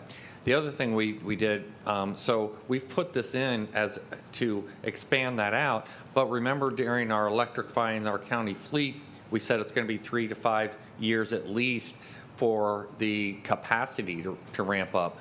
Kevin and them just went to look at the new F-150 electric vehicle, the trucks that they're making, but, and I'll butcher the numbers, but there's a demand for 3 million and they're building, 3,000, and so it is going to take so long for them to ramp up that although we want to get there, we have a time period for the expenditures of these funds. So we just thought that on that side, it's probably on our dime that we make some of those future investments. We can always change over the next year or so if we see that change. That we're only really talking about the first portion of this plan. So that's how we were at least initially looking at it. But if you want us to look at something more, we certainly can do that. That's the reason for this discussion today. Well, if I may, Mr. Chair, instead of everybody duplicating efforts, is there a group that is looking at, okay, this city is doing this city is doing that, we're doing this, is there a way we can combine our resources and get a bigger bang for the buck?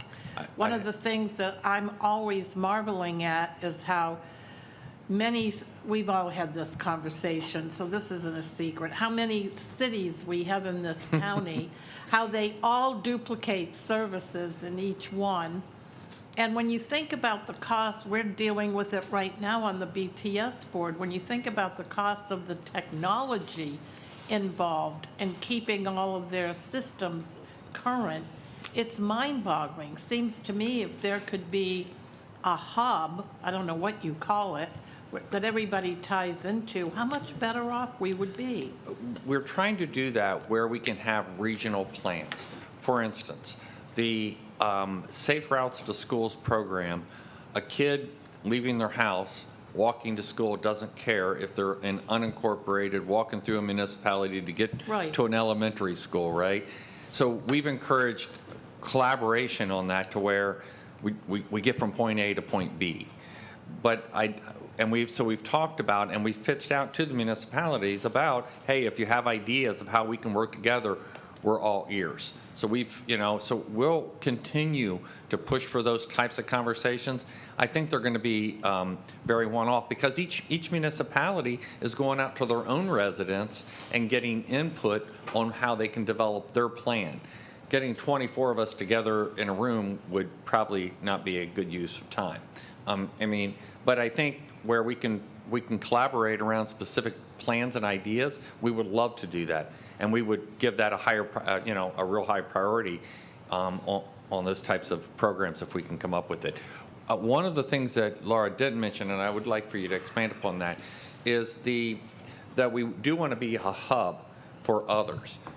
In that it's not just about going after this money, but being a resource to connect people to other federal dollars that are out there where they may not understand or have the knowledge or input to be able to access those funds. So that's another way in which we can assist others as part of a rollout of this program. Yes, I've had conversations with other city leaders, other civil servants in the municipalities within the county. I can't force them to play ball with me, but we've had conversations, and there's, where our interests overlap, there are plans to collaborate, absolutely. Another thing that Barry was alluding to is we did create a benefits navigator to put on the Pinellas County website for individuals and businesses to go to and nonprofits to go to look at all the funding sources that are available to them, because there's a lot. ARPA is not just the state and local fiscal recovery fund. There's a lot of funds out there, and it's not just this one. So we don't want to duplicate those efforts. Okay, just other questions here. Commissioner Flowers. I noticed it wasn't a dollar amount by the Regional Fire Training Center. Do you have a ballpark? We're trying to get Jim to work with them to kind of get those figures together, but do you have any update? she said 1.5, Laura said 1.5, but again, Somewhere in there. We need to refine that down. Okay. So it's probably going to take us a little while to. I just wanted to make sure at some point there'll be a number there, where even if we didn't do all of it, some of the major things that we saw, they can do some of those things. Okay. Commissioner Justice? Thank you, Mr. Chairman. I have a few questions. And on if there's a natural partnership with a city, that's great. But sometimes when we get funds like this and we do the matching, we do that big bang for our buck, we end up not funding the unincorporated area at the same priority. So we just have to balance that out. A couple of questions. And maybe you said at the beginning, I apologize, if the Trans 1 and Trans 2, what's the difference on the list of projects? I see there's $152 million in the first list, $88 million in the second list. The first list is mostly projects, well, it is projects that we could get started on right away. Okay, and the second list is less developed. Okay. And then the specific, again, since we did talk about it this morning, we have $5 million for Toy Town, and I don't know what that $5 million would actually pay for. That's less developed. That's why it's on the second list. Okay. So we have more money, we have more requests than money. And so as some of these plans are developed, we didn't want to commit to giving out all 188 million because there may be better projects a year from now than there are today. But at some point, we'll have to decide that. But right now, we can get going on, those projects that we can start moving on. Well, and that gets me to my third question of what do we have to have submitted by the end of this calendar year? We have to have something submitted this calendar year, is that right? Nope, there's no deadline. We just submitted a plan in August. So. The recovery plan performance report. There's some accountability and transparency required for Treasury and for constituents to, let them know where we are in the process. On October 10th, we submitted the recovery plan performance report that didn't have a lot of detail, but just kind of show the flavor of what direction we're heading. Okay.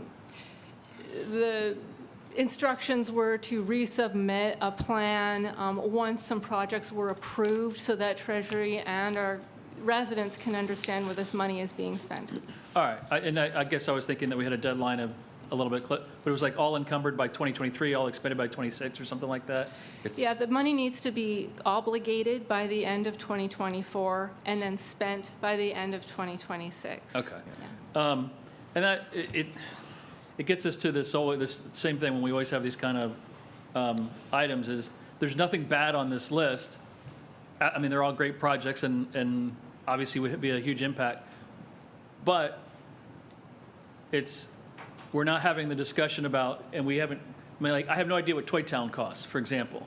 And if it costs $50 million to return that to Virgin Earth, would we make that a priority over 10 $5 million projects? I might think that was a better way to spend the money.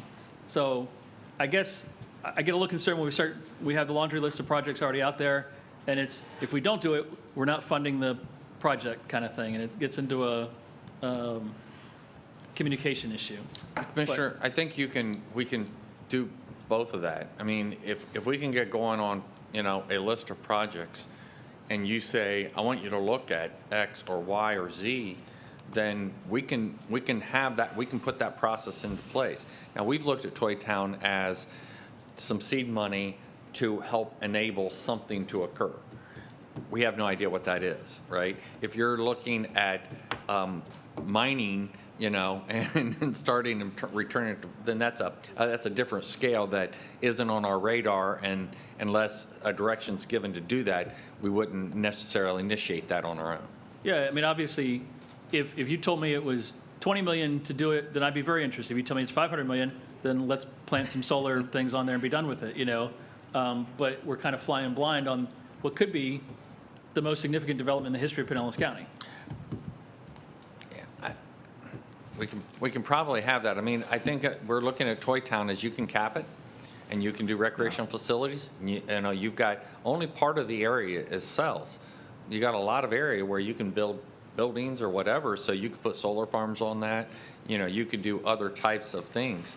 And so we've gone down the path of this alternative use being those types of things without mining. If you want us to look at that, that's something that we could look at least give you a ballpark on what that would cost.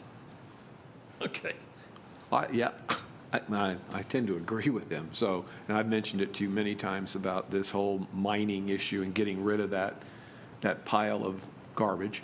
And I, like you said, I don't know if it is 20 million or 500 million, but it would certainly be nice to know at this time.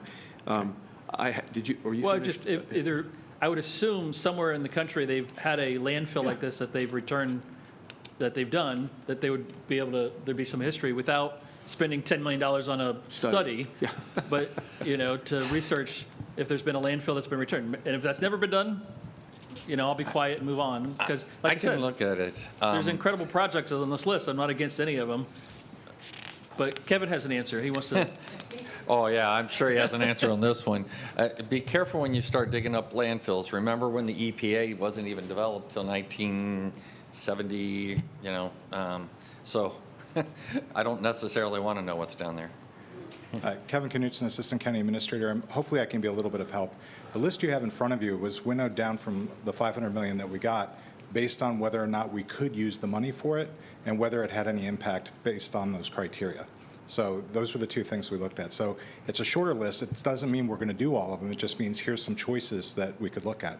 On Toy Town in particular, Paul Sacco is right now engaging an engineering firm to go out there and give us some pricing on what would it take to cap it and put flat fields on it, what would it take to dig it up and return it to virgin earth, so we have that information so that we can make those decisions in the future. See, you ask and we make that happen. But we need to get that information so that we know what cost and come back to you and give you a proposal. Right, because I remember several years when the one development group approached us about if we gave them the land, they would build everything for free. Yeah. That the numbers were anywhere from $10 million to $200 million. Exactly. Which wasn't a real number. And it would have changed today because of the circumstances we're in. So we want to know today what are the different options that we have and what are the costs associated with them, so then we can come back to you with a real plan for you to choose from. Thank you very much. Yeah, I just had a couple questions as well.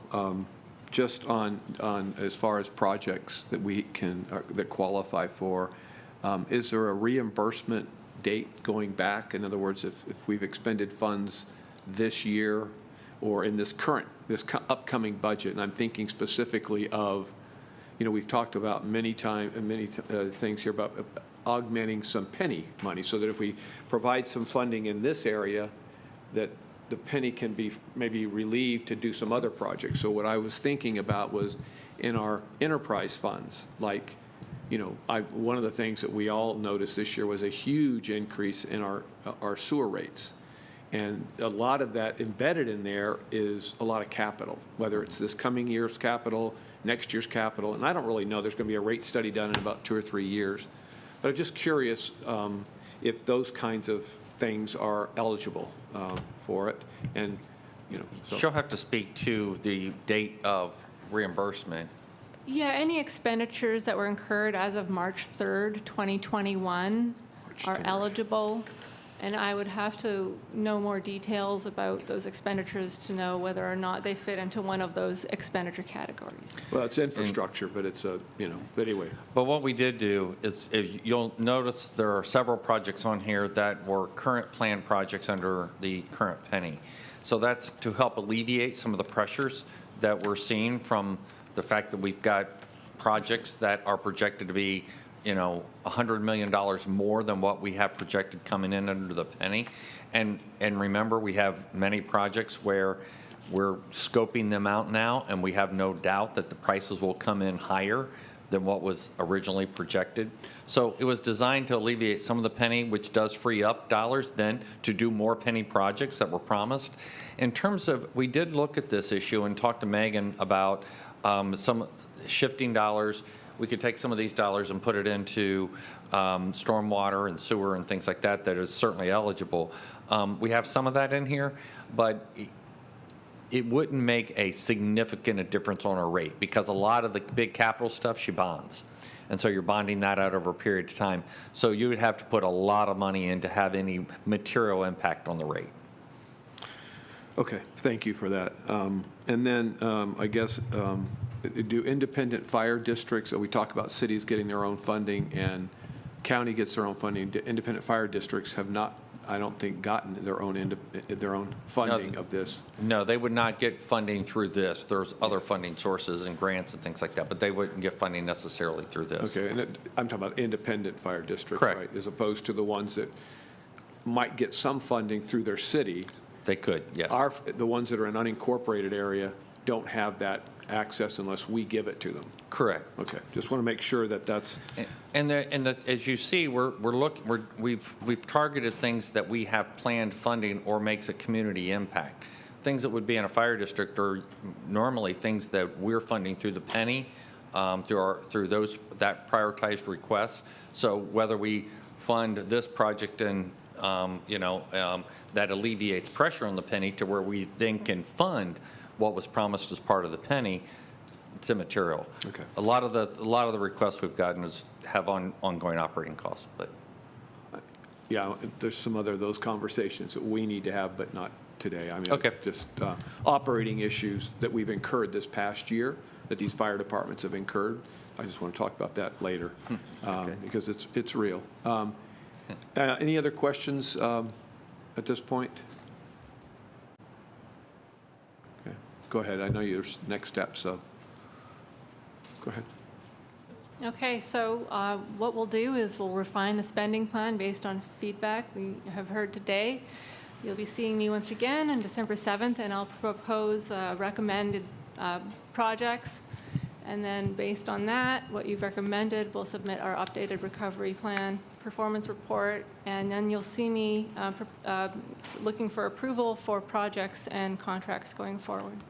And I might have stepped out when we talked about this, but we have some really, we have a lot of 501c3s, and I know we've talked about that a little bit, and we have some really critical ones that stand in and do a lot of work that we might otherwise have to do.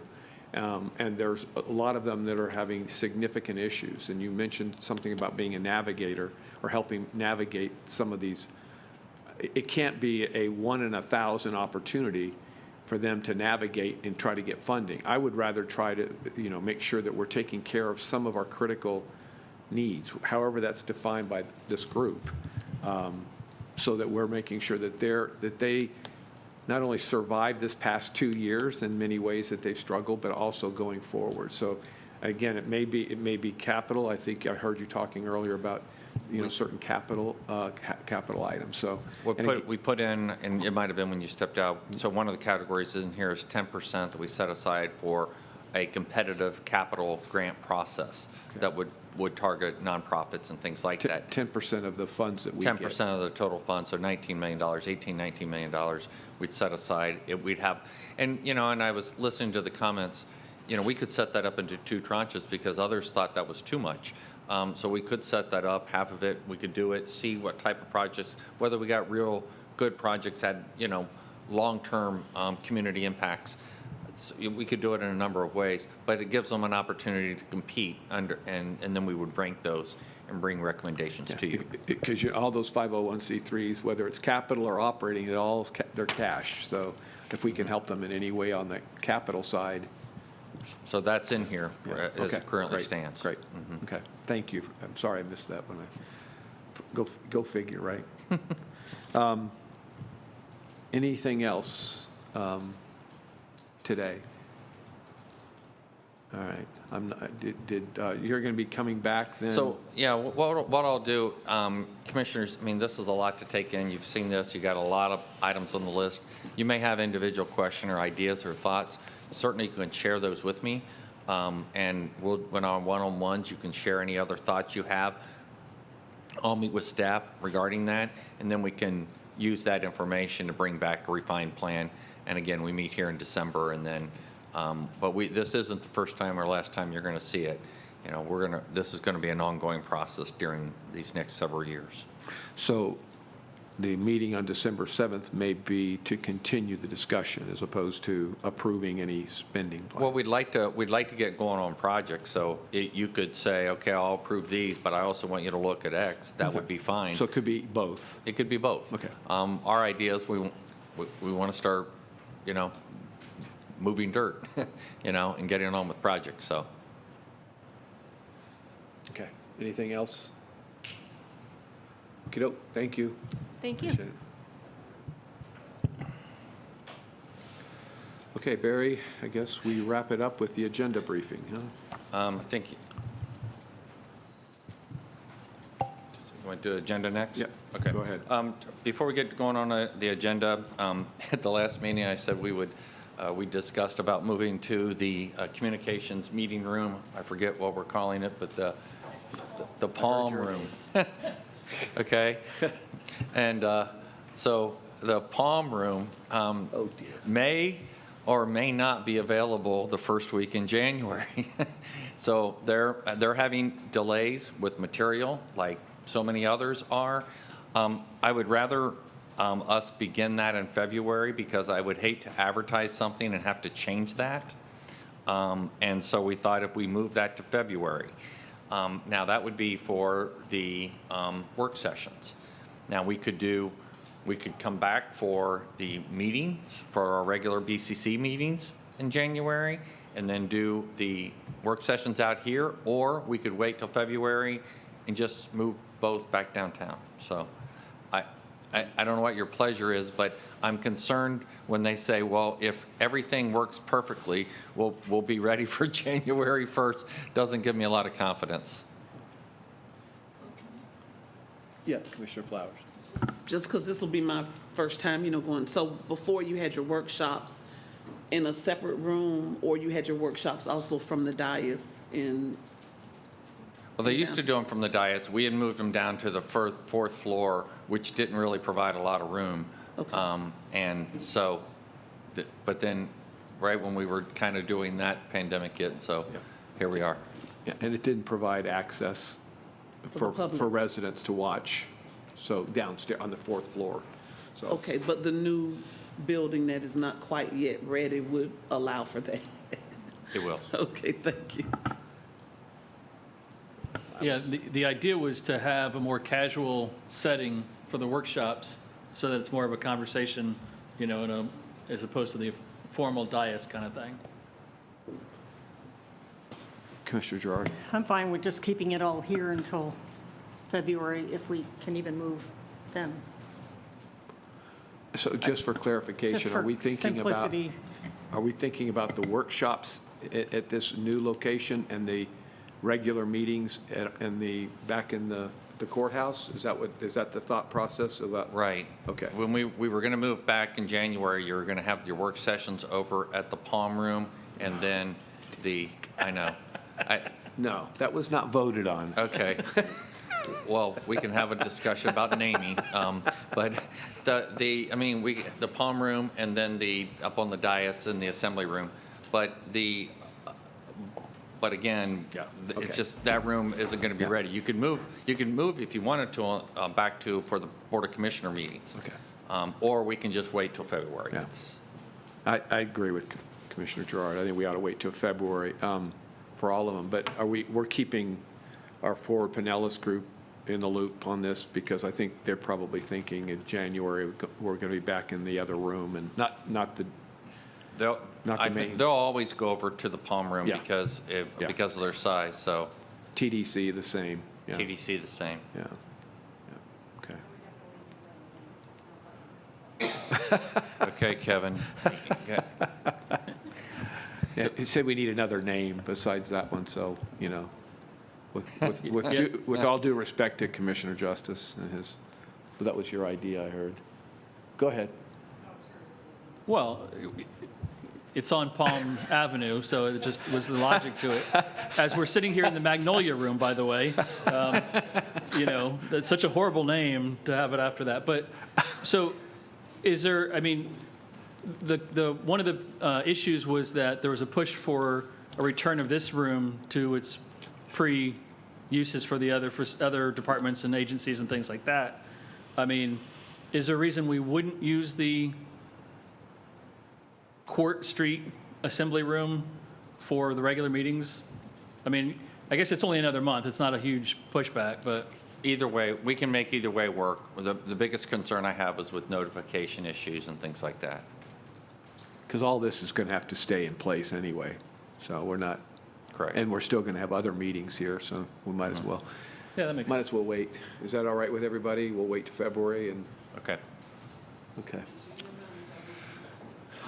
Are you going to charge Kevin with the naming process? Yeah, well, Kevin, you've got nothing else to do, so I'm kidding. Just add it to your list. Thank you. Go ahead, Barry. Oh, did you have something? Oh, I guess not. Okay. Go ahead, Barry. Okay, obviously, we got the Veterans Day proclamation and a business partner presentation. You've got clerk of the circuit court items and reports received for filing. Miscellaneous information received for filing, and delegated items to county administrator. Under human services, we got the ranking of firms with Baycare home care for home care and durable medical equipment for $2.75 million. This is a 60-month contract. This is bid out, each year. This provides home health services for our uninsured adult clients. Next item is a budget amendment. This is a 21 budget amendment number 5 to realign appropriations. So we take $160,000 from reserves for contingencies. This first item is related to the new development manager project positions that we created. The second item is for contracted building inspections. Because of our high permit volume, we've continued to have to shift police resources around. The next item is fleet management fund. This is for the installation of global positioning. So our old equipment was out of useful life, and this was to put new a new type of service in to where we can monitor and see where all of our vehicles are. And then finally, in the risk fund to cover insurance premiums. So that 750 or approximately 750 is we're talking about allocating it in last year's budget and we're cleaning up last year's budget. Yeah, this is for the 21 budget. Okay, all right. Final budget amendments. And next item is award a bid to Hubbard Construction for countywide pavement preservation work surfaces. This is again a 821 consecutive calendar days for $18 million.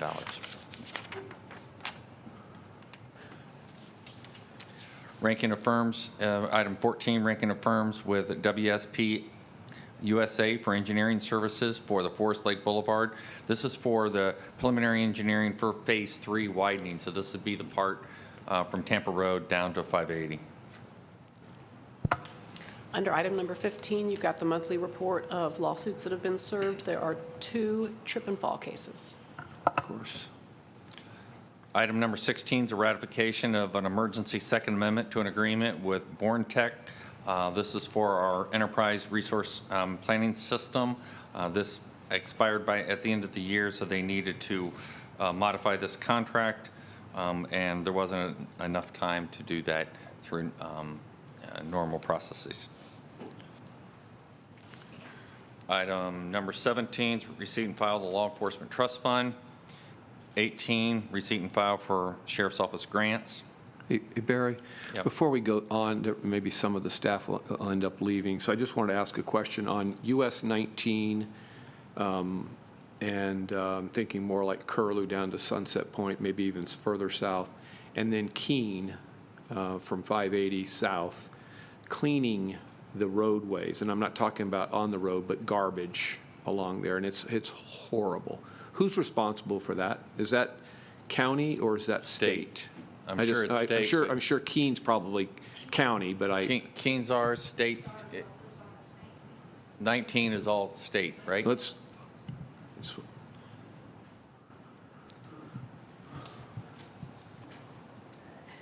Yeah, and US 19 is obviously state, but we do get a lot of complaints about the amount of trash that it is accumulating, especially on the side of the road there.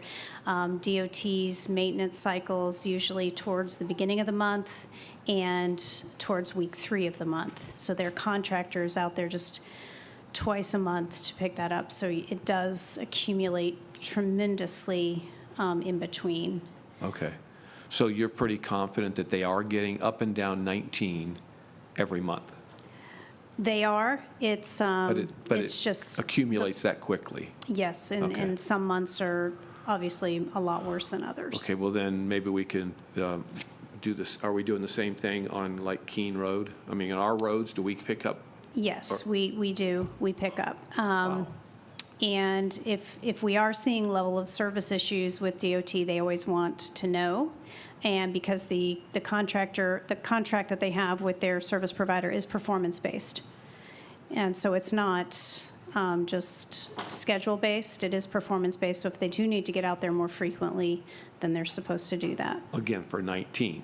Correct, and So for, part of Curlew. okay, but for our county roads, It's- with level of service issues, because I mean, it's just horrible. It's just horrible. You can go down there and see, meals in cardboard, in any kind of container. It's just really bad. And I've had a couple people say, well, can we start picking it up and put them in bags and putting them on the corner? Will they pick it up then?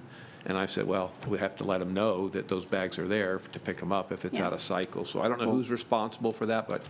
I'll check because usually we have a street sweeping cycle for Keene. So typically our street sweepers would, when they come down to sweep, they would pick that up because Oh, you obviously mean- they can't sweep it.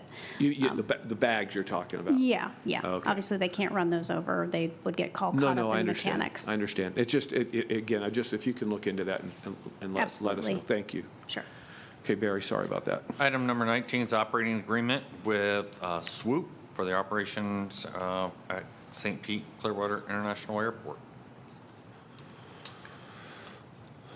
Item number 20 is approval of grant agreement and resulting grant agreements.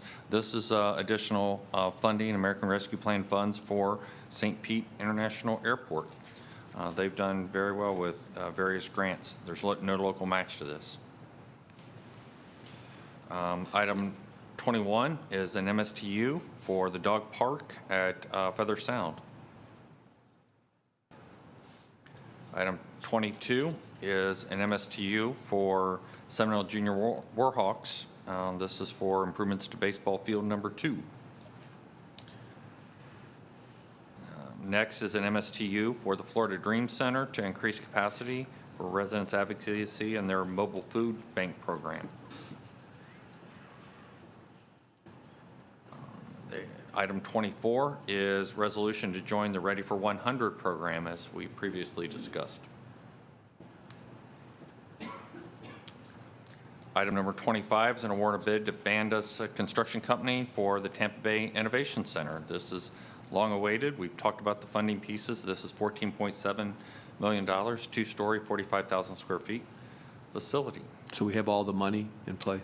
We have all the different funding sources in place now. I thought we were Well- short, but anyway. Well, okay. we're not, I mean, we agreed to cover the amount. We've continued to increase grants. Now, the naming rights and things like that, I don't know if they've actually received those, but those are commitments that have been made. Kevin, you can address those pieces. Hello, Kevin Knutson, Assistant County Administrator. To be clear, the total budget is about $15.8 million. We've already expended some funds for design, so this 14.7 is to actually construct the facility. We have funding in place. The original funding, which was at $12 million, had $7.6 million or so coming from the federal government, and we were backstopping the rest. We had asked TBIC to go out and fundraise some of that for us, but the intent was to use whatever that difference was from the penny in the economic development area. Since that time, the cost has gone up. We've received an additional $3.8 million from the federal government, so now it's a little bit over $11 million that they're going to supply. And our share is about the same, still around $4 million, and we received the commitment from ARC Invest for $2 million of that. So that's reducing our direct costs by that amount. In addition, not in the budget, is $1.5 million in FF&E, furniture and things like that. Furnitures and all their interiors.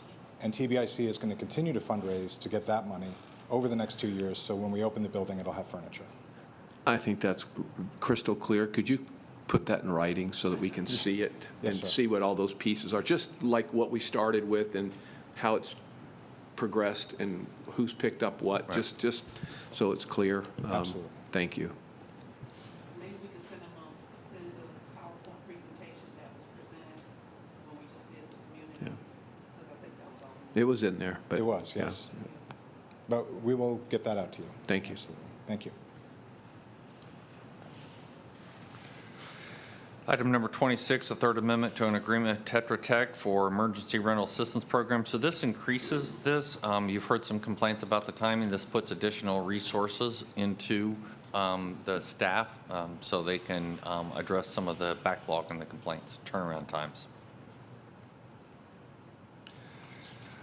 Item 27 is a grant agreement with Florida Department of Law Enforcement. This is for the statewide crime analysis laboratory system grant. Funding amount $265,000. Item 28, notice of grant award for Health and Human Services for the American Rescue Plan Health Infrastructure Support. This is for the Bayside Clinic expansion. That's great.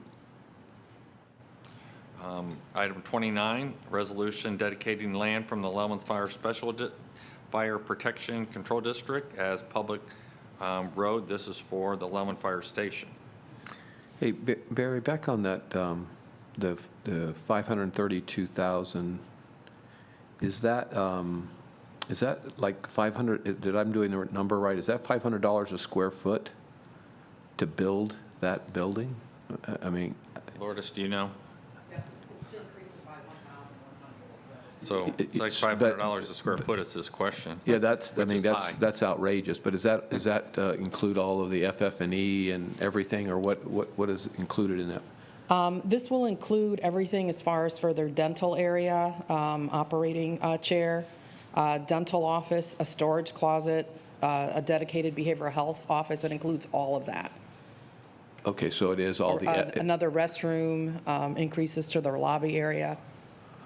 Okay, so it is for mostly dental and all the FF&E that's needed? That's my understanding, yeah. And this is the third ARPA grant that they've received. So we've done, this is our third one of these. Yeah, it was just, because $500 a foot is through the roof, but if it's more than just construction, then it makes more sense, so. Yeah, it's just not the operating part, but. Got it. Okay, thank you. Item number 30 is a resolution to receive Emergency Medical Services Trust Fund monies for pre-hospital emergency medical services, an award of $119,000 to purchase and deploy 2 automated CPR devices, and also to deploy hydraulic stretchers, stretcher mounts, and associated equipment for the units. Questions?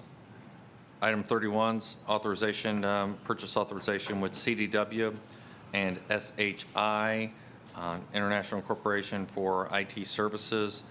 This is specifically related to software, hardware. The 2 contracts, so you have 2 contracts not to exceed for the next 2 years.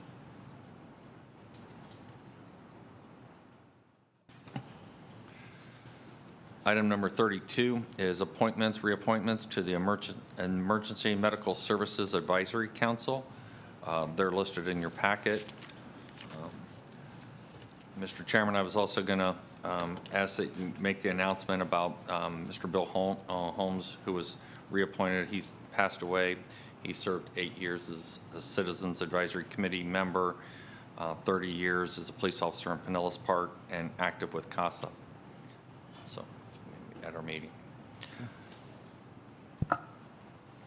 Under item number 33, requesting authorization to file the suit that is referenced. This would be a construction litigation matter arising out of construction occurring on airport property.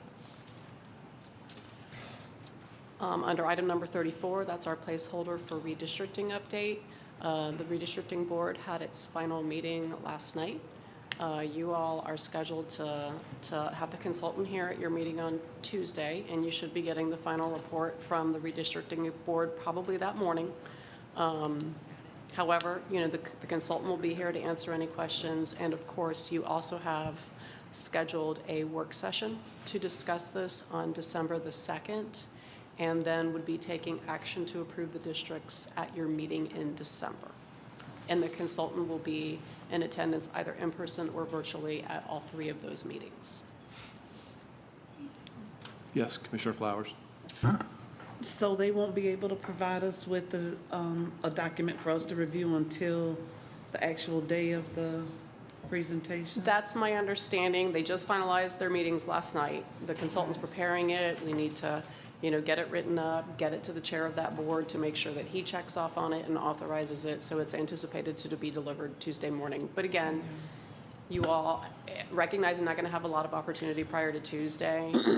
But again, you have meetings on December the 2nd and December the 7th as well to really dig in and ask some more specific questions. Yeah, I get it. It's time crunching. We knew this. We talked about this as related to the dates when they kept changing, when the information would come out.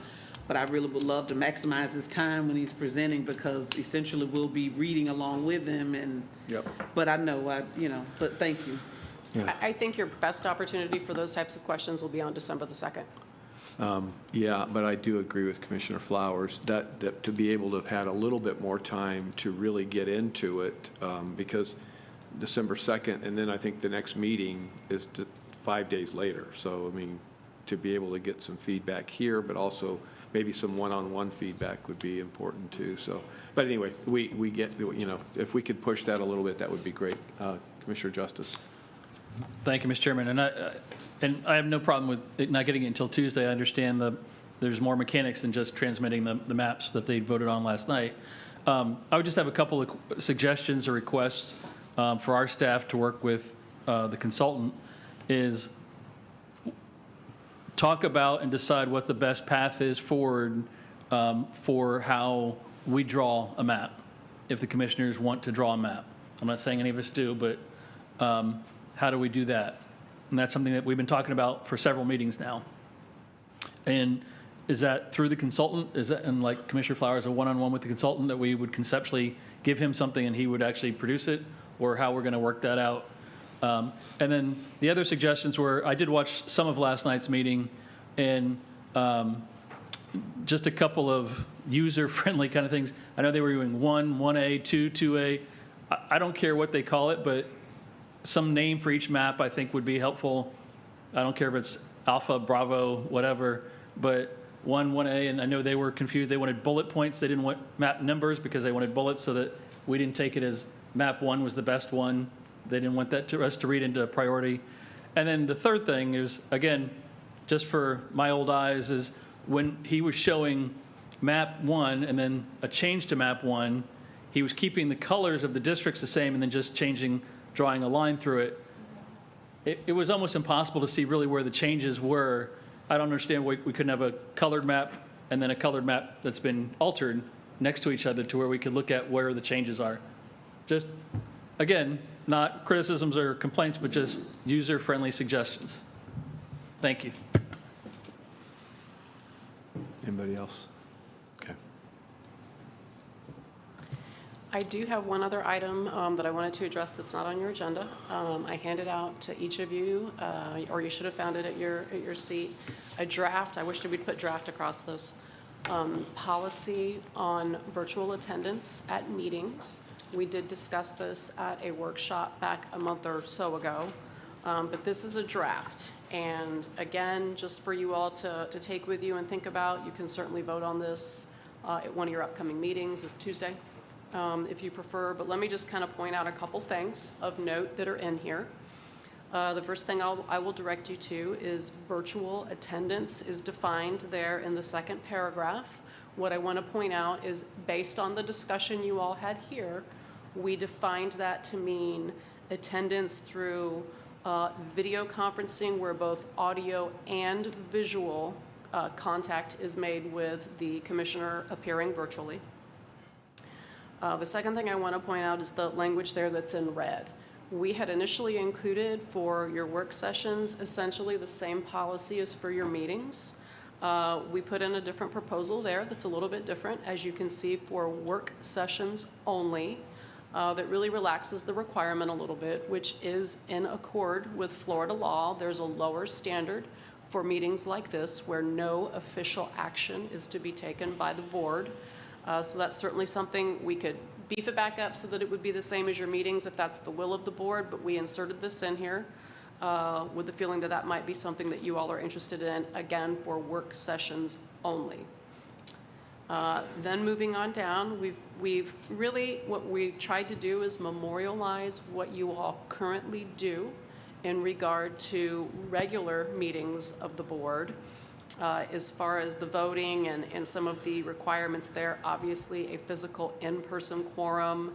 I'm not going to go through everything. You can read it prior to Tuesday. Certainly willing to, happy to answer questions. But there are some of the requirements that would be in place should a commissioner wish to attend virtually. And then the last thing at the bottom of the first page and then running over onto the second page, we've set out some of the factors that the commissioners physically present, I guess, would really be taking into consideration as far as a vote on that virtual appearance. So that's really kind of simplistically how we put this together, tried to keep it as simple as possible. Again, really memorializing what the board currently and historically has done in regard to virtual appearances by commissioners at your regular business meetings where you are taking action. The real difference in here is I'll call it a lower or lighter standard for work sessions. So that might be the one thing that you all want to consider, because again, that's a little bit different perhaps than what you all have done. So, so there you have it. I encourage you all to take a look. I have additional copies if I didn't get to anybody with a copy. And so I'll take any questions. Yeah, and again, the only thing that, that's not on here, and we'll need to talk about it, well, it's in here, but it's, one extreme is that we don't allow any virtual. That's one extreme. The other extreme is that we allow up to 3 virtual, up to 3, right? I mean, that's because you have to have 4 here. Correct. To be able to have any virtual participation. You have to have 4 here. In theory, you could do work sessions more than Okay, well, we'll talk about that. We'll need to talk about that it's- too, because that's just, That's not something that I have picked up on, or my staff being a direction that this board Yeah. wanted to head. yeah. So my point really was, we don't allow it, or we allow up to 3, or do we want to limit that? And that's the only conversation, and we don't need to have that today, but we can have that on Tuesday. If you have 3 that are calling in, I mean, I know that we'll have Kat helping out, but it is difficult. It's difficult for me to get everybody in line with, they want to raise their hands to talk. And if you have 3 that are there, Kat telling me, well, we have 1 here, and then you raise your hand here, and then they got another one. So it's just it can be a management issue. I don't see that happening very often, but we just need to talk about it from a policy perspective. So we try to take all the gray stuff out so that it's just crystal clear for everybody going forward. Crystal clear as mud.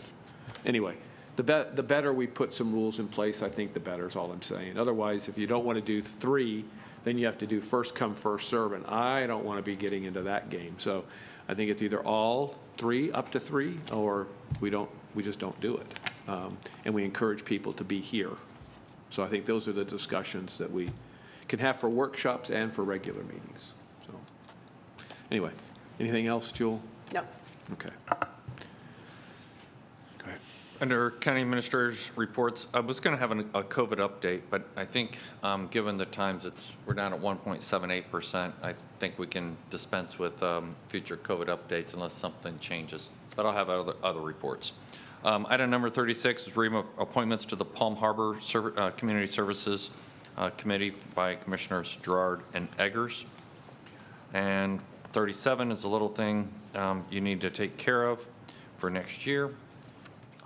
And the good part is there are no public hearings. Oh, you got to be kidding. It's like I didn't even get to that. Wow.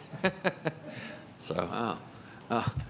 I just had one comment. The canvassing board is obviously, we're meeting tomorrow, will be our last meeting this time, and Judge Carrasas, who's been there, Jewel, correct me, somewhere around 10 years. He's been doing he's the, obviously the judge and the chairman of the supervisor of elections. He's been doing it for so long, and he'll be stepping down. And the collective body over the last 5-6 years has been training Judge Jagger, Jagger, right? And he'll be likely will be taking over that position, and they'll be getting a second, an alternate kind of being trained and all that. So he's done a great job, and he's really loved doing it. But as he said, it's time to let the next person kind of take over. So anyway, so I just wanted to pass that along.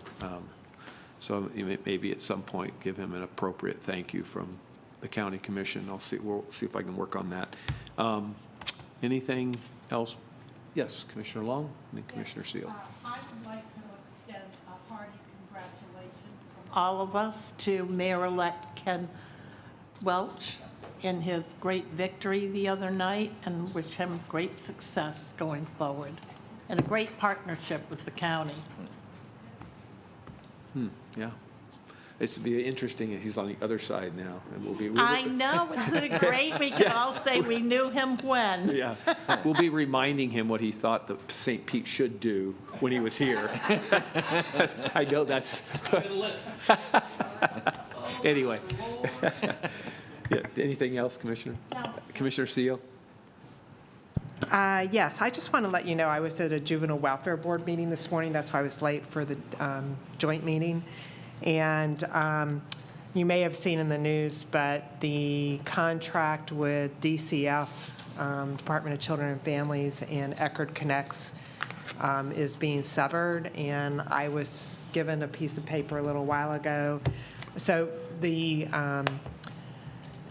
gentleman who serves as the DCF administrator from the East Coast, from Broward County area, has been appointed to help rectify and push. His name is Dennis Miles, and he gave us quite a thorough report this morning. But then someone from our county staff just gave me a piece of paper saying at 3 o'clock today, the Pinellas County Sheriff's was holding a press conference about a criminal investigation with Eckerd Connects.